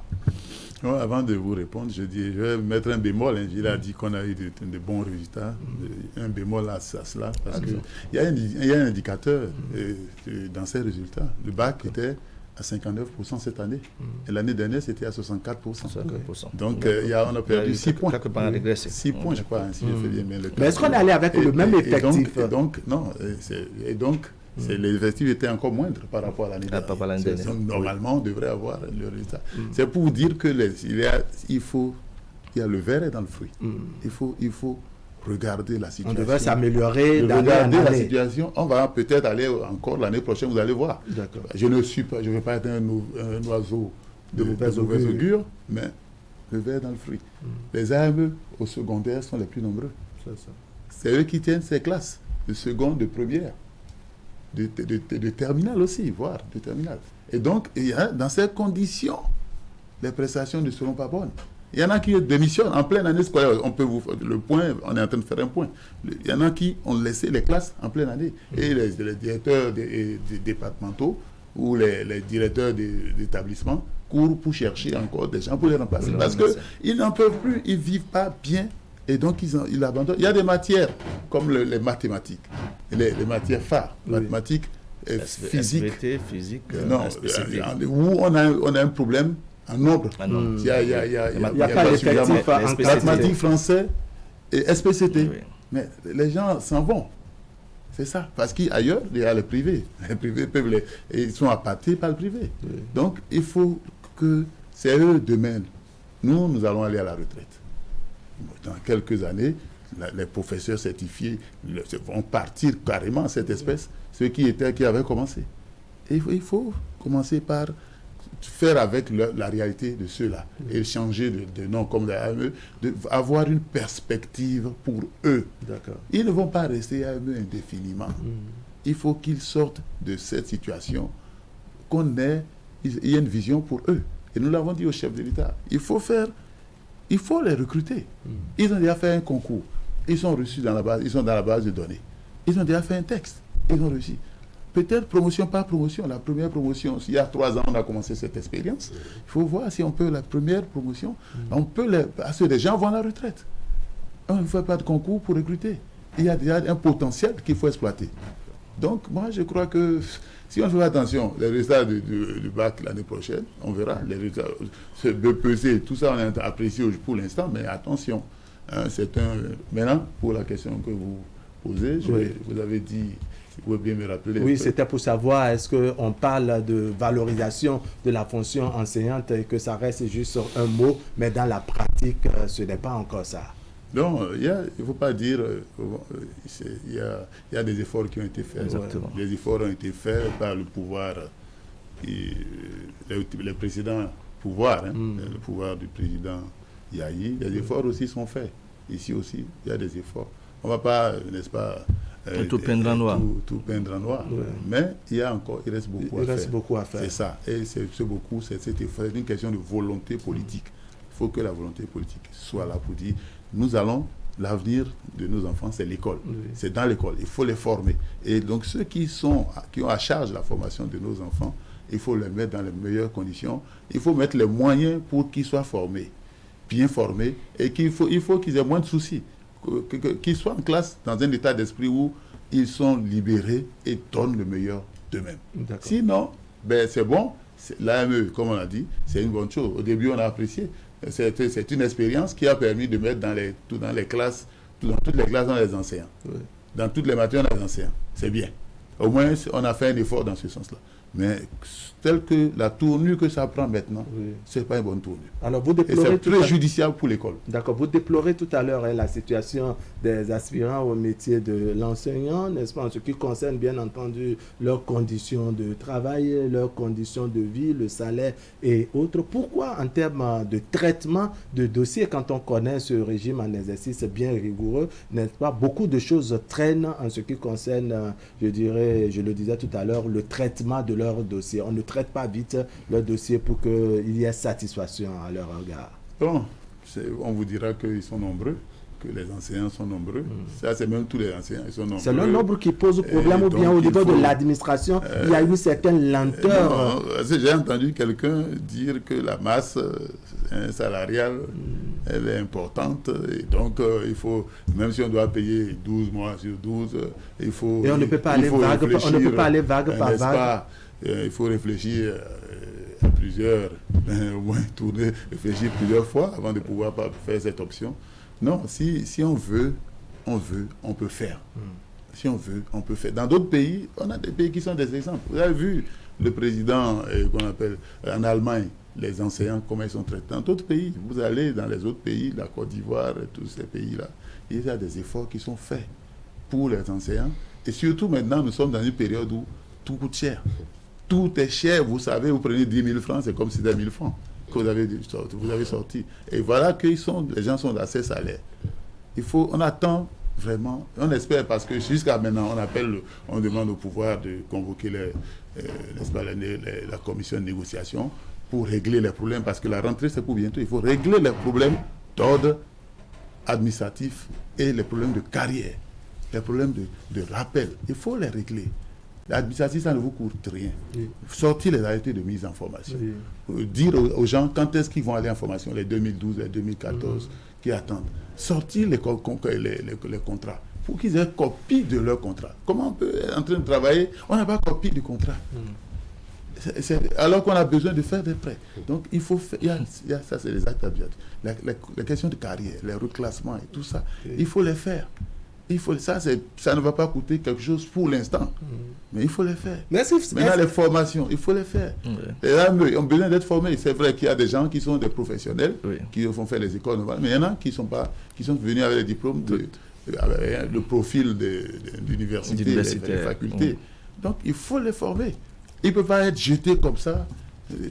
Dans les classes, nous sommes à l'APC, il faut faire une formation normalement de 2-3 semaines, 1 mois, pour qu'ils sachent vraiment, qu'ils soient imprégnés de ce qu'ils doivent faire. Mais dites-nous, monsieur le secrétaire général, comment ça se passe pour que ce soit très souvent à la veille des rentrées que cette doléance fait surface? Est-ce que ce ne sont pas des éléments à régler avant qu'on... S'il y a dialogue, si on écoute, ça va être réglé. S'il y a un dialogue sincère, si on écoute, si on ferme les oreilles, on écoute, bon, ils vont parler. S'ils parlent, ça va passer. Et si on n'est pas en face de nous des interlocuteurs. Mais vous avez dit tout à l'heure que il y a eu la grève, on a réglementé la grève et tout ça, on a pris des mesures. Dans les pays où on a mis des balisés au temps, où on a créé une situation où vraiment la marge de manœuvre n'est pas très importante pour les travailleurs, même si la grève n'est pas interdite dans ces pays. Mais une obligation est faite au ministre d'écouter. D'écouter les travailleurs. Vous ne vous sentez pas écouté? De régler les problèmes des travailleurs. Et le chef, moi j'ai vu le Rwanda, j'ai des amis, des syndicalistes rwandais qui nous disent comment ça se passe. Il y a une obligation qui est faite. Parce que c'est presque la même chose. L'obligation est faite de donner priorité à ce que les syndicalistes, et ils sont écoutés. On règle les problèmes. Mais si on a fermé, on a verrouillé avec des lois que nous avons dénoncées et pour lesquelles le BIT nous a donné raison. Vous le savez, le BIT, les experts de l'application, la commission d'application des normes, donné raison aux confédérations, les 6 qui ont donné une plainte, la CSTB, les 6 autres, la COSI, la CSA, la CSTB et les autres, on nous a donné raison sur cette loi. Mais si vous faites comme ça, que vous voulez la stabilité pour réussir votre mandat, mais écoutez les syndicats, que les ministres, que le chef d'État demande à ces ministres de régler les problèmes d'ordre administratif, d'autres choses de mais est-ce qu'au Bénin, vous sentez qu'il y a vraiment des choses très oui, le dialogue, parce que tout à l'heure, vous parlez de est-ce qu'il y a dialogue? Est-ce qu'il y a dialogue sincère? À quel niveau le problème se pose? Y a-t-il dialogue qui n'est pas sincère ou bien il n'y a carrément pas de dialogue? Je vous dis, il y a dialogue, mais le dialogue n'est pas fécond. Ça n'aboutit souvent pas à grand chose. Fécond. Je le dis parce que nous retrouvons dans une commission où on dit, voilà les problèmes.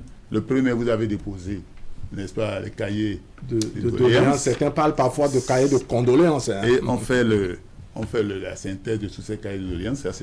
C'est un peu ce qu'il faut mettre à l'actif de ce gouvernement, de font cet effort de faire la synthèse de tous les cahiers de tous toutes les revendications contenues dans les différents cahiers de doléances. On se retrouve. Mais quand on se retrouve, quand on prend chaque problème, on vous dit ici, là, c'est fait. Ici, là, c'est en cours. C'est tous les gros problèmes, là. C'est en cours. Et quand on dit on est en cours, on donne l'esprit en cours. Une fois qu'on se retire, mais on a le sentiment qu'il n'y a plus de continuité. On le retrouve encore, c'est en cours. Il y a toujours en cours. Ou bien c'est en train. Il faut prendre l'avion. Pour qu'on aille vite. Parce que les travailleurs... Les choses ne vont pas de salaire mirobolant. Oui, les choses ne vont pas à la vitesse que vous souhaitez. Oui. Les choses ne vont pas à la vitesse que vous souhaitez. Oui, tout à fait. On veut payer à l'indice réel. Tous les travailleurs. Je donne l'exemple dans le secteur de la santé. Mais on a dit il faut régler le problème des disparités salariales. Mais on est là. On est là. On est là, pourtant, ça a été dit au niveau du conseil, on a un conseil des ministres. Mais on ne s'est pas réglé jusque-là.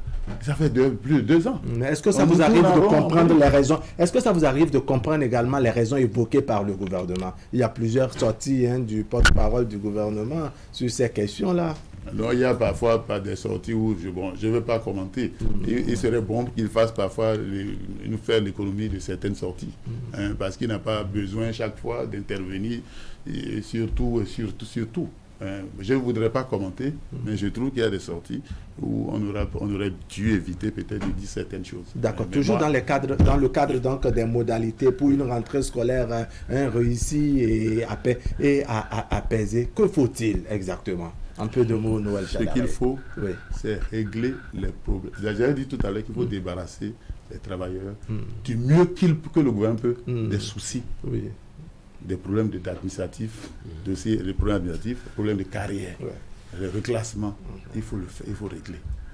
Il faut faire un effort pour nous privilégier, enfin, pas pour privilégier, faire un effort pour régler les problèmes de rappel. Des enseignants qui sont là, qui ont gagné le salaire de 2008 à cette période-là. Alors que nous sommes en 2022, avec la cherté de la vie. Il faut humaniser l'aspirana en revoyant. Les gens sont à 60 000, 80 000, 100 000. Vous connaissez dans quelles conditions? Comment tout est cher.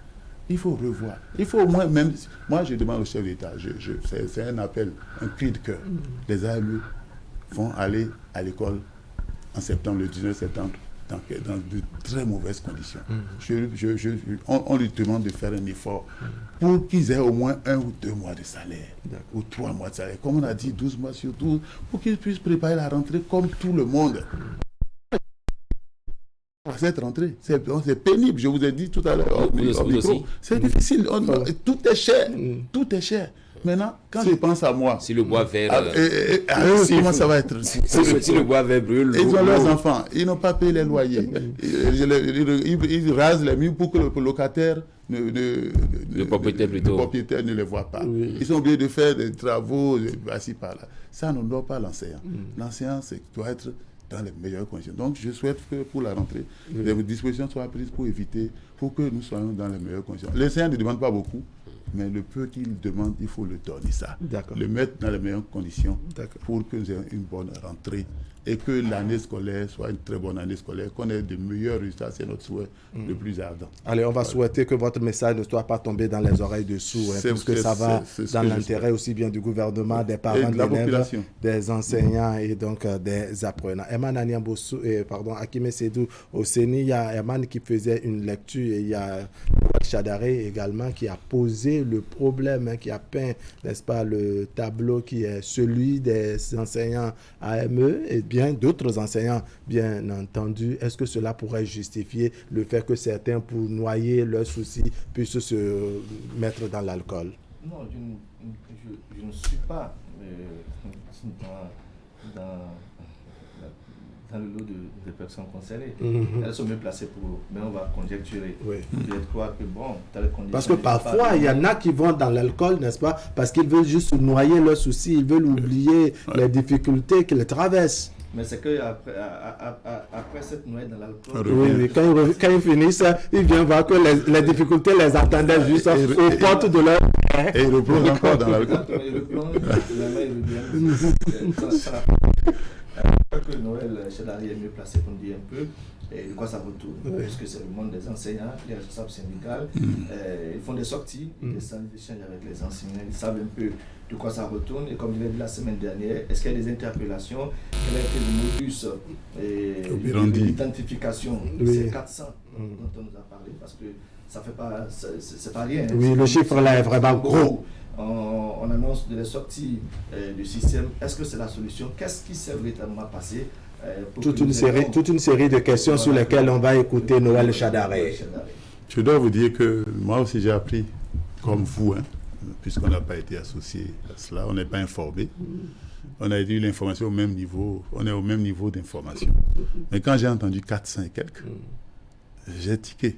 J'ai estimé que c'était important. 400 et quelques. Ça signifie qu'il y a problème. C'est vrai, aujourd'hui on peut les stigmatiser, parce que c'est un peu ça. Si on les stigmatise, on prend des décisions pour montrer que il faut sanctionner, on n'aura pas réglé le problème. Il faut aller comprendre pourquoi on en est arrivé à cette étape. Pourquoi ils sont devenus des éthyliques chroniques. Ils sont dépendants, parce que cette dépendance, n'est-ce pas, vis-à-vis de l'alcool, qu'est-ce qui est à l'origine? On a besoin de les confier aussi. Il faut les aider. Il faut les confier à des gens qui peuvent, les psychologues et autres, tout ça. Il faut voir un peu quelle est la possibilité de les récupérer. Il y a sûrement des problèmes. Ils ne sont pas bien. J'en connais, moi je suis au CEG Bégamé comme professeur. Je connais, par exemple, je connais, mais qui est souvent dans cet état, à qui on parle. Mais bon, quand vous regardez ce qui se passe, vous sentez que les gens ne sont pas bien dans leur chair, dans leur peau.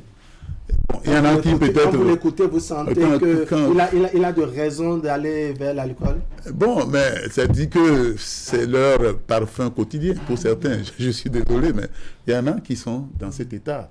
Et donc, c'est sûr que les problèmes sont là. Ils vivent difficilement à la maison. Ils ont des problèmes sentimentaux peut-être. C'est des choses qui peuvent arriver à tout le monde. C'est-à-dire les stigmatiser. Il faut chercher à comprendre et ne pas dire on va les sortir du système et tout ça. Ils peuvent, vous les sortir du système, mais le pire peut arriver. Parce qu'ils sont déjà dans le système, ils ont du mal. Et vous les sortez. Ils deviennent d'autres problèmes beaucoup plus importants dans la société.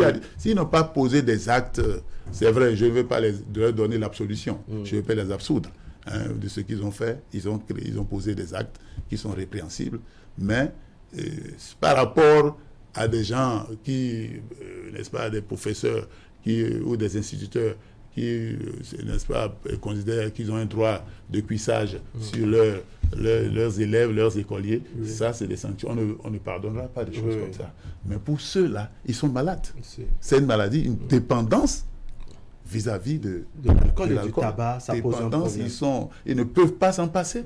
Il y a problème. On a sorti quelqu'un quand on était au Nord, parce que j'ai passé tout mon temps au Nord. J'ai enseigné à Mathieu Bouquet, j'ai enseigné à Candy, 12 ans à Candy, 6 ans à Mathieu Bouquet. Il y avait un professeur, un très bon professeur de philo. Je vous passe, je ne vais pas parler, je ne vais pas donner le nom, j'étais le nom, mais qui est tombé dans cet état. Mais quand on fait, il revient, ça revient, on fait, ça revient. Mais finalement, on a réussi à le sortir. De l'alcool ou de l'enseignement? Oui, de l'alcool. D'accord. Il est aujourd'hui, il est très bon aujourd'hui. Très bon. Il a laissé l'alcool.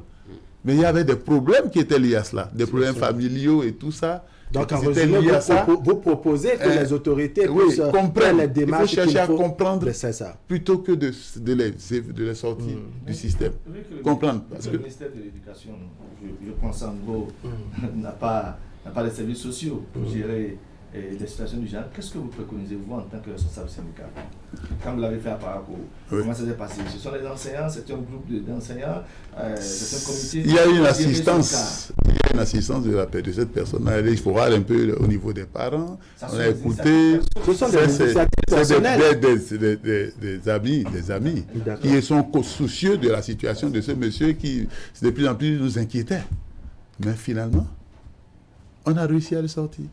Aujourd'hui, il est même devenu inspecteur. D'accord. En résumé, vous trouvez que la sanction qui va consister, n'est-ce pas, à extraire ces acteurs du monde de l'enseignement, ce n'est pas la meilleure des solutions. Non, ce n'est pas la meilleure solution. Ce n'est pas la meilleure solution parce qu'on va partir du pire, passer du pire au pire. C'est ça. Et ça va être la catastrophe pour ceux-là. Donc, il faut peut-être envisager les confier à des psychologues, voir comment on peut, dans leur entourage, tenter d'abord de les sortir. Si on ne réussit pas à ce moment, qu'on voit que on ne peut pas, que c'est là, on peut mais dire qu'on va les sortir, il faut les sanctionner. Je ne veux pas les absoudre, comme j'ai dit, mais on peut sanctionner quelqu'un qui a fait coucher avec son élève, qui a posé des actes, qui a qui impose des moyens sexuellement trafiqué les notes, voilà, tout ça là, qui a fait des actes. Mais là, c'est des cas sociaux. C'est des cas sociaux. Et il faut prendre la mesure de la situation. Il faut mettre toutes les pincettes pour gérer cela. D'accord. Avec beaucoup de finesse. Oui, je pense qu'il faut passer, il faut éviter de passer des cas sociaux aux fléaux sociaux. Ça devient dramatique. Ça devient dramatique parce que quand c'est un fléau social, ce n'est pas bien. J'ai commencé par dire effectivement la fois dernière qu'il faut les confier à des psychologues. Dans certains pays, tout de suite on ne les aurait pas livrés comme ça, à la vénite populaire. On les aurait pris chacun individuellement pour d'abord voir le séjour dans l'éthylisme. Si c'est quelqu'un, par exemple, qui depuis... Leur ancienneté. Si c'est quelqu'un qui est un enseignant de bonne facture, comme il a dit, et qui depuis toujours fait dans l'alcool, on ne peut pas comme ça sortir celui-là comme ça et dire, écoute, parce que quand on le fait comme ça également, ça peut lui créer des ennuis. Si c'est un aspirant qui a commencé il y a 3 ans et qui plonge dans l'alcool également, il faut catégoriser. Il faut voir depuis quand il enseigne. Est-ce que depuis qu'il a commencé par enseigner, il a tous les jours resté dans ces conditions-là? Je pense que ça demande une étude approfondie pour savoir au cas par cas comment il faut régler ces problèmes-là. Sinon, on aurait 400 personnes qui vont commencer qui vont se déshabiller, qui vont entrer dans ce sera non-assistance à personne en danger, à personne en besoin. Et donc, dans ce cas également, je pense que les radier, pour ma part, c'est pas du tout la solution. Moi, je suis contre ça. Il faut pas, c'est pas la solution. Le temps passe. Celui dont je vous ai parlé, aujourd'hui, il est bon professeur. Il a été réglé. Il a été sorti plutôt de cette situation. Je souhaite vraiment que le gouvernement anticipe déjà Et la rentrée, c'est pour bientôt. On a encore quelques semaines. On ouvre les négociations et que les problèmes qui sont les problèmes qui tiennent à cœur. Donc, les enseignants veulent voir qu'on trouve des solutions à ces problèmes, qu'on nous appelle. Les problèmes de carrière, les problèmes de formation, qu'on nous dise où on en est. Quand est-ce que les formations commencent pour ceux-là? Les carrières, quand est-ce les commissions qu'il faut mettre sur pied, qu'on nous dise. Et qu'au niveau des AME, qu'on prenne des décisions. Ça peut coûter ce que ça peut coûter, mais il y a urgence à agir. J'espère vraiment que le chef de l'État qui connaît la situation et qu'il prendra la disposition. S'ils n'ont pas encore appelé jusque-là, je veux croire que s'ils n'ont pas ouvert les négociations, qu'ils sont en train de se préparer pour nous faire de bonnes annonces. Oui. Moi, je ne suis pas nature optimiste. J'espère. Ils sont en vacances. Peut-être qu'ils vont mettre ces vacances à profit. Le 29. Ils vont mettre ces vacances à profit. Est-ce qu'ils sont vraiment en vacances? C'est des vacances en grippe parce qu'ils travaillent, seulement qu'ils ne se retrouvent pas en vacances. Noël Chadaré, merci beaucoup, secrétaire général de la COSI Bénin. Avec vous, on a parlé éducation. Emmanuel Niambosso, merci. Akime Sédou Séni, merci. Cette fois-ci, on va parler santé avec Zakiat Latunji et son invité. Il nous fait venir par ici un hépato-gastro-entérologue. Son nom, n'est-ce pas, c'est Dr Martin Sopon. Il se propose de nous dire tout sur ce mal. À tout de suite. Il n'y a rien pour stimuler nos émotions comme un bon jeu de sport. Fais la passe, pourquoi tu ne rentres pas dans la télévision pour lui faire la passe? Et comme dans la vie, tout ce qu'il faudrait, c'est une idée folle pour changer la donne. Et devenir la scène pour votre succès. Okay, guys, listen. You have to tighten our defense. You, make sure you pass the ball. C'est ainsi que sont faits les gagnants. Ils ont une chance de dominer le jeu et saisissent cette chance pour prendre leur destin entre leurs propres mains. Êtes-vous prêt à gagner? 1xBet, suivez les leaders.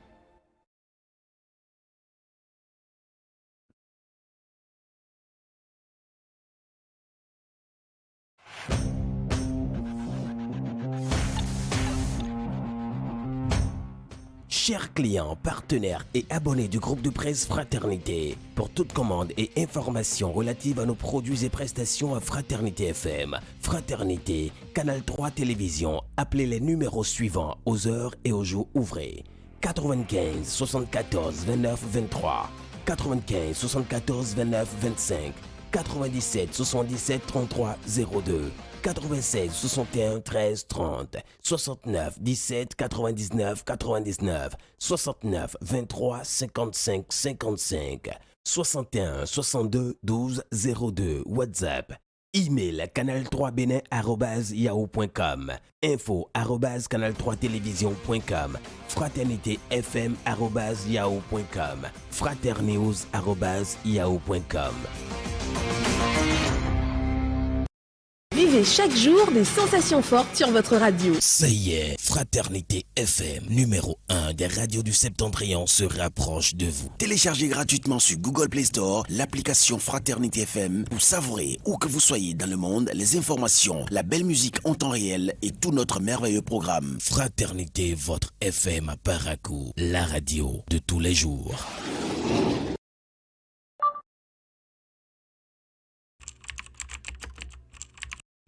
Votre chaîne Canal 3 Bénin à portée de main.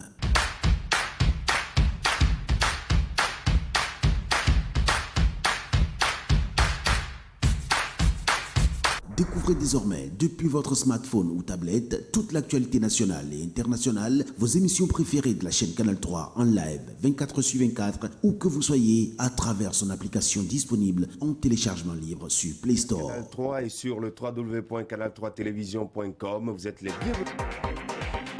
Canal 3, la passion de l'image.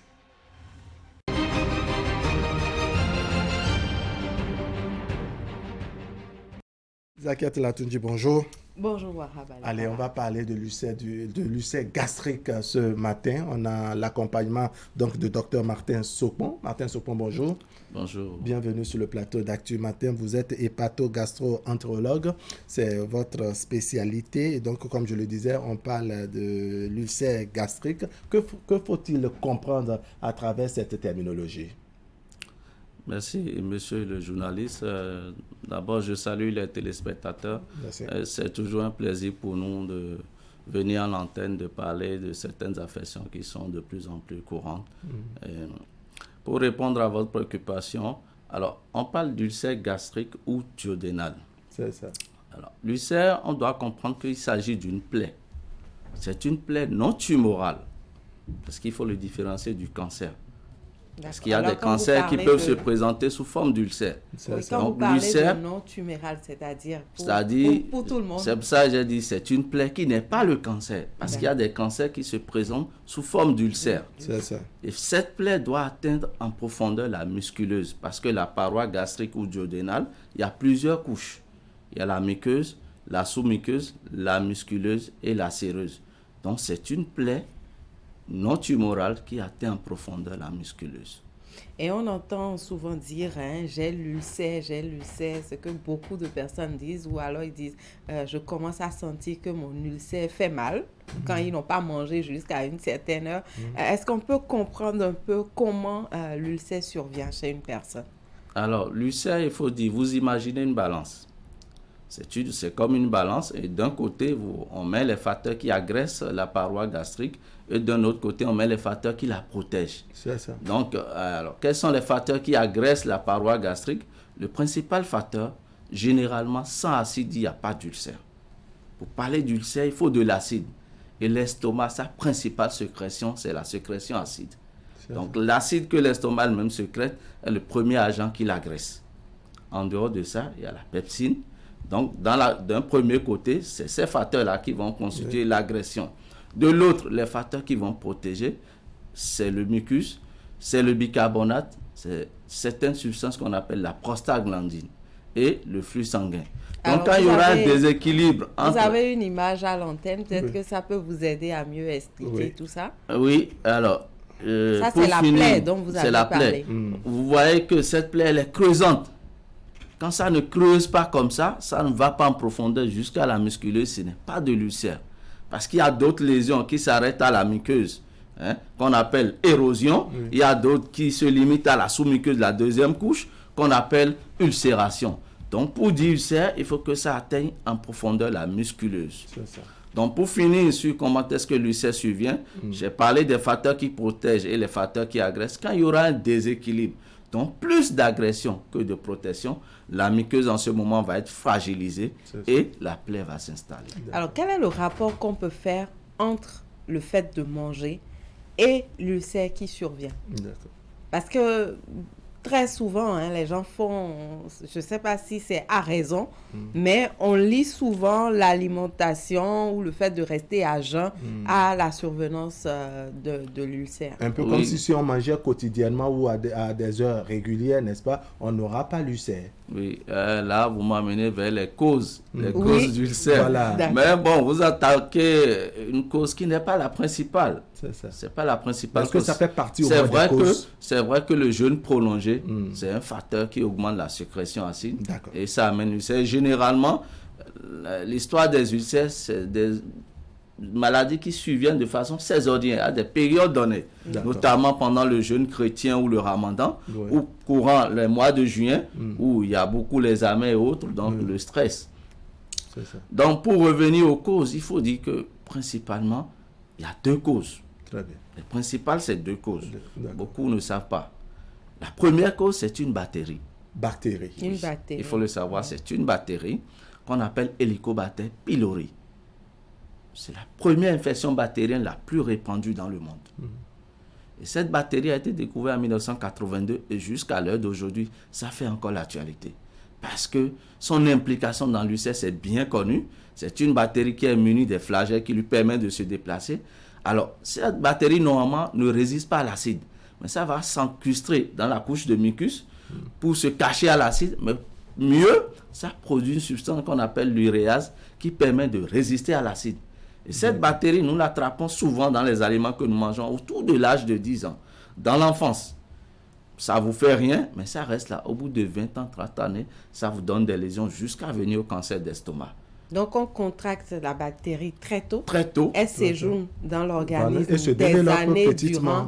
Et c'est bien plus tard qu'elle se manifeste. C'est bien plus tard que ça se manifeste et ça vous donne l'ulcère et ça peut vous donner des complications graves comme le cancer gastrique. En dehors de cette bactérie, il y a les médicaments. Il y a des médicaments que nous prenons facilement sur tous les marchés et on n'a pas la conscience que ces médicaments agressent l'estomac. On les appelle les anti-inflammatoires non stéroïdiens. Un exemple, l'ibuprofène. Surtout que le profénite, quand on a mal, on a des douleurs dans les articulations, ouais. ou bien on est un peu fatigué, on va en pharmacie chercher ces médicaments. On fait beaucoup d'automédication. Voilà. Oui. Et là, ces médicaments, c'est des antiprostaglandines. Tout à l'heure, j'avais dit les facteurs de protection. Il y a la prostaglandine. Donc, ces médicaments bloquent la sécrétion de cette substance-là. Donc, ça en génère l'ulcère. Après ça, il y a d'autres causes plus rares qui sont le stress. Ça. Il y a des facteurs génétiques, donc l'hérédité, le fait d'avoir un parent, il y a des facteurs génétiques qui peuvent amener vers l'ulcère.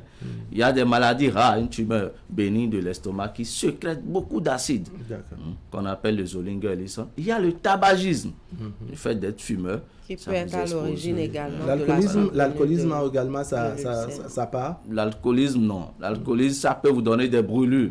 Parce que l'alcool, c'est un agent qui n'a pas besoin de transformation avant d'être directement absorbé, mais ça va agresser la muqueuse. D'accord. Voilà. Alors parlons un peu des manifestations, c'est-à-dire les symptômes de l'ulcère. Comment on arrive à reconnaître les signes qui permettent de reconnaître la survenance de l'ulcère? Alors l'ulcère peut se manifester de plusieurs façons. Je vais commencer par la manière la plus classique. C'est des douleurs en haut, au milieu du ventre. Et c'est des douleurs comme des crampes, où la douleur survient parce que le sujet a faim. Ces douleurs vont se calmer quand l'individu va prendre un repas. Donc, c'est des douleurs qui sont influencées par le repas.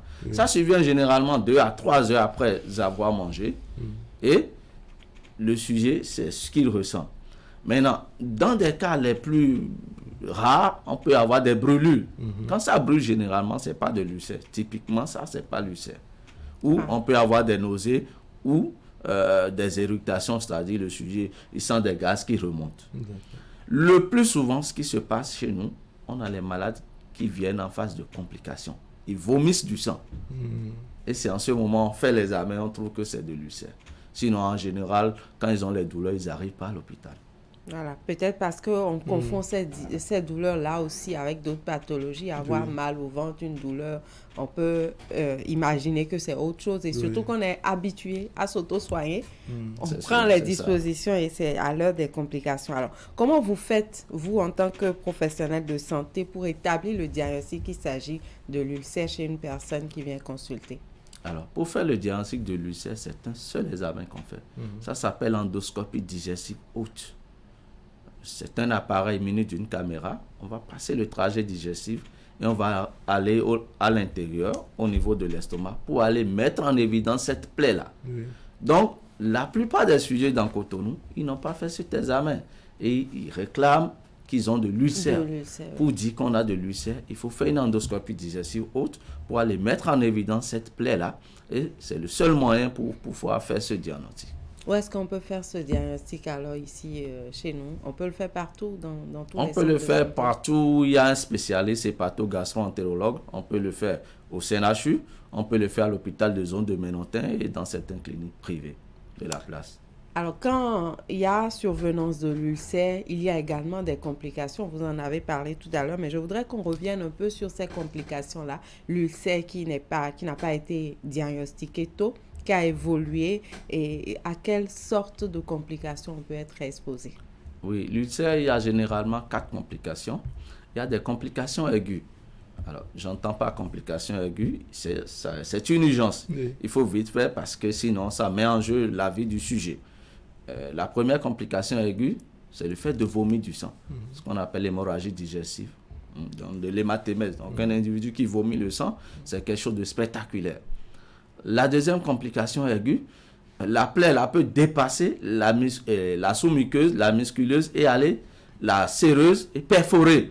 Donc, il y a une perforation. Donc, perforation gastrique, là, le sujet a excessivement mal. C'est un abdomen chirurgical, il faut aller ouvrir. Donc, c'est les 2 complications aiguës qui peuvent mettre en jeu la vie de l'individu. Après, il y a des complications chroniques. La première complication chronique, l'ulcère peut se retrouver au niveau de la première partie de l'intestin qu'on appelle le bulbe. Avant d'aller là, on passe par un trou qu'on appelle le pylore. J'ai parlé d'une plaie, mais quand cette plaie va cicatriser, ça va réduire ce trou-là. Donc, il y aura ce qu'on appelle une sténose entropylorique. Donc, le sujet, il va manger, mais le repas ne va pas descendre dans l'intestin pour que la digestion se poursuive. Il va vomir intégralement ce qu'il a mangé. C'est ça. Deuxième complication chronique qui est redoutable, c'est le cancer gastrique et les ulcères qui se localisent dans l'estomac. Jusqu'à preuve du contraire, il faut avoir peur du cancer. Alors, quand vous avez fait le diagnostic assez tôt, c'est la question du traitement maintenant. Voilà, comment vous arrivez vraiment à traiter pour que la personne s'en sorte sans avoir à évoluer vers les complications? Il faut dire que l'ulcère, généralement, c'est une maladie bénigne. Ça se traite et ça se guérit. Ça, c'est rassurant. Oui, ça se traite et ça se guérit. Voilà, parce qu'on on peut avoir peur après tout ça. Voilà, l'ignorance fait qu'on pense que vraiment l'ulcère ne se guérit pas. On traîne le mal à vie. Il y en a beaucoup qui pensent également qu'on traîne ce mal-là à vie. Non, l'ulcère, ça se traite, je vous rassure. Je rassure les téléspectateurs que ça se soigne et ça se guérit. Alors, le premier élément du traitement, on donne des médicaments pour bloquer la sécrétion acide. Je ne vais pas citer le nom de médicaments ici. Et le deuxième élément, c'est quoi? C'est des antibiotiques. Parce que j'ai parlé, premier agent étiologique, c'est une bactérie. Donc, pour soigner une bactérie, il faut des antibiotiques. On donne des antibiotiques. Aujourd'hui, les dernières recommandations, on associe 3 antibiotiques avec le premier médicament. On règle le problème. Généralement, au bout de 2 mois. Est-ce qu'on est tenu d'aller vers une intervention chirurgicale? On peut aller vers la chirurgie quand ça se complique, surtout la perforation. Mais aujourd'hui, de moins en moins, on a recours à la chirurgie pour soigner l'ulcère. Le traitement médical fait généralement... D'accord. Dans l'automédicamentation dont vous parlez tout à l'heure, vous avez indexé un médicament qu'on prend parfois par excès, abusivement parce qu'on est fatigué, on a un peu mal, les questions de courbature et autres. Et vous avez cité, je crois, l'ibuprofène. Ça peut être parmi les causes, n'est-ce pas, de l'ulcère gastrique. Voilà. Si vous avez une maladie peut-être d'articulation et on vous prescrit ce médicament, il faut prendre des précautions pour protéger la muqueuse. Parce que ces médicaments-là, ibuprofène, prophénide et autres, c'est des anti-inflammatoires non stéroïdiens. Et leur propriété, ils bloquent la sécrétion de prostaglandine. Cette substance qui a la propriété de protéger la muqueuse gastrique. C'est comme ça que ces médicaments entraînent l'ulcère. C'est pour tout ça qu'on demande d'ailleurs de suivre une prescription médicale avant de prendre les médicaments. C'est toujours mieux. Et souvent, il y a un délai aussi parce qu'on ne respecte pas toujours la posologie. Et ça nous crée énormément ça nous crée des ennuis. C'est-à-dire que quand on prescrit un médicament peut-être de 20 comprimés à terminer, du moment où on a pris peut-être 6 ou 8 et qu'on a satisfaction, on appuie sur stop, on ne poursuit plus. Ou quand on décide soi-même de prendre, on définit la posologie à sa manière. Et peut-être c'est dit un matin, un le soir, mais nous on fait 2 matins, midi et soir parce qu'on veut accélérer le traitement. Malheureusement. Il ne faut pas faire ça parce qu'il faut respecter la prescription médicale. C'est ça, il faut surtout respecter la prescription médicale. Docteur, on va finir ce matin avec quelques conseils pratiques à l'endroit de tous ceux qui nous suivent. Alors, les conseils pratiques, c'est déjà de manger à des heures régulières pour éviter le jeûne prolongé. C'est d'éviter surtout les médicaments, surtout les anti-inflammatoires non stéroïdiens, et même l'aspirine, ça fait partie de ces médicaments-là qu'il faut éviter la prise, surtout si on est d'un certain âge. Si on doit le prendre, il faut le prendre seulement sur prescription médicale. Si vous êtes accro au tabac, il faut arrêter de fumer. D'accord. Je voulais demander si l'obésité, pas forcément l'obésité, si on est un peu gros ou grosse, n'est-ce pas, est-ce que ça peut, on est beaucoup plus prédisposé à ce mal-là, à l'ulcère gastrique? Pas directement, mais de façon indirecte, vous pouvez être prédisposé à l'infection par la bactérie qu'on appelle Helicobacter pylori et par la relation dans le facteur étiologique, vous pouvez être prédisposé à l'ulcère. C'est d'ailleurs même pour cette raison que ceux qui sont suffisamment obèses, qui ont besoin de la chirurgie, il est indiqué d'aller faire l'endoscopie digestive haute et de rechercher la bactérie chez eux. Si elle est présente, il faut le soigner avant d'aller à cette chirurgie-là. Donc, si vous avez des douleurs au ventre, le conseil, c'est de venir à l'hôpital. Voilà, s'il y a des douleurs, c'est d'ailleurs par là j'allais finir, puisqu'il y a beaucoup qui ignorent que cette douleur au ventre peut être liée à la survenance de l'ulcère et qui traînent avec cette douleur. Et malheureusement, c'est déjà les complications qui s'installent avant d'aller à l'hôpital. À force d'éviter l'hôpital, on reste à la maison et puis ça s'aggrave, je dirais, de jour en jour. Docteur Sopon-Martin, vous êtes hépato-gastro-entérologue. Avec vous ce matin, nous avons parlé de l'ulcère gastrique qu'on appelle encore duodénal, c'est ça? Non, c'est l'ulcère gastrique ou duodénal. Voilà. Ça dépend de la localisation. D'accord. Il peut être gastrique ou duodénal. Merci pour... c'est toujours localisé dans le ventre quand même. C'est moi qui vous remercie. D'accord. Merci Wahab. Prenez bien soin de vous. Ouais. Si vous avez mal au ventre, en même temps, direction hôpital. Docteur Martin Sopon, merci beaucoup. Je vais vous accompagner avec la revue de presse signée ce matin à Sionbon, Kanye à Sionbon.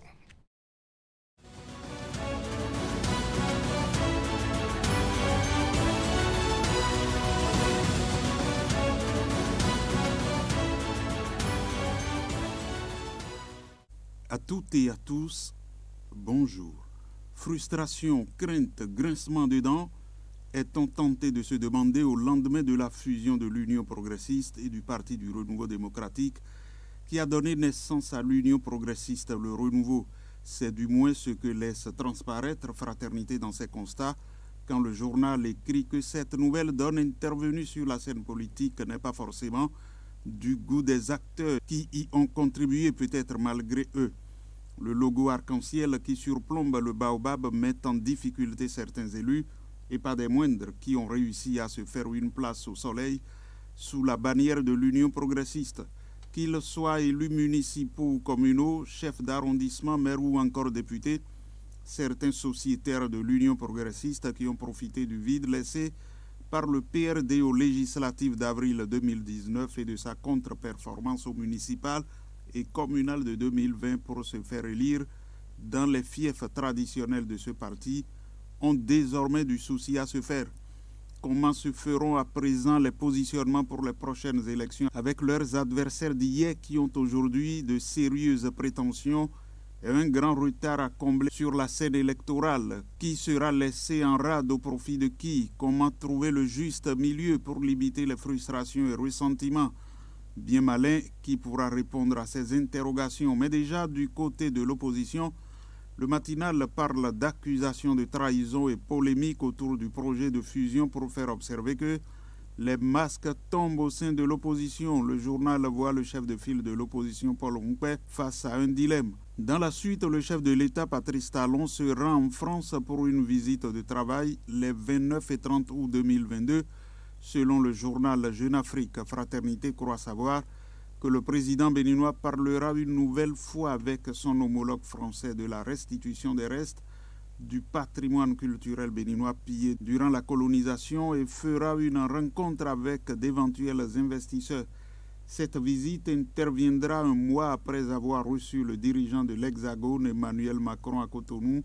Fin juillet, il rencontrera par ailleurs la secrétaire d'État chargée de la francophonie et des partenariats internationaux auprès de la ministre des Affaires étrangères de la République de France, Chrysoula Zakharopoulou. Dans le secteur de l'économie, le quotidien L'Économiste du Bénin informe qu'après l'annulation de plus de 3,4 milliards de dollars et une restructuration d'environ 15 milliards de dollars de la dette des pays africains entre 2000 et 2019, la Chine prend une nouvelle décision au profit du continent. Le jeudi 18 août 2022, Wang Yi, ministre chinois des Affaires étrangères, a annoncé l'annulation de 23 projets sans intérêt accordés à 17 pays africains et dont l'échéance de solvabilité est arrivée à terme à fin 2021. À en croire le journal, Yang Yi a notifié que l'annulation de ces prêts, dont le montant n'a pas été dévoilé, s'ajoute à plusieurs décisions similaires précédemment prises par la Chine. En plus de cette série de dettes annulées sur le continent, la Chine a réitéré son soutien à l'Union africaine et promis rester présente aux côtés de l'Afrique, où elle continuera à appuyer les préoccupations de développement. Merci d'avoir suivi la revue de presse.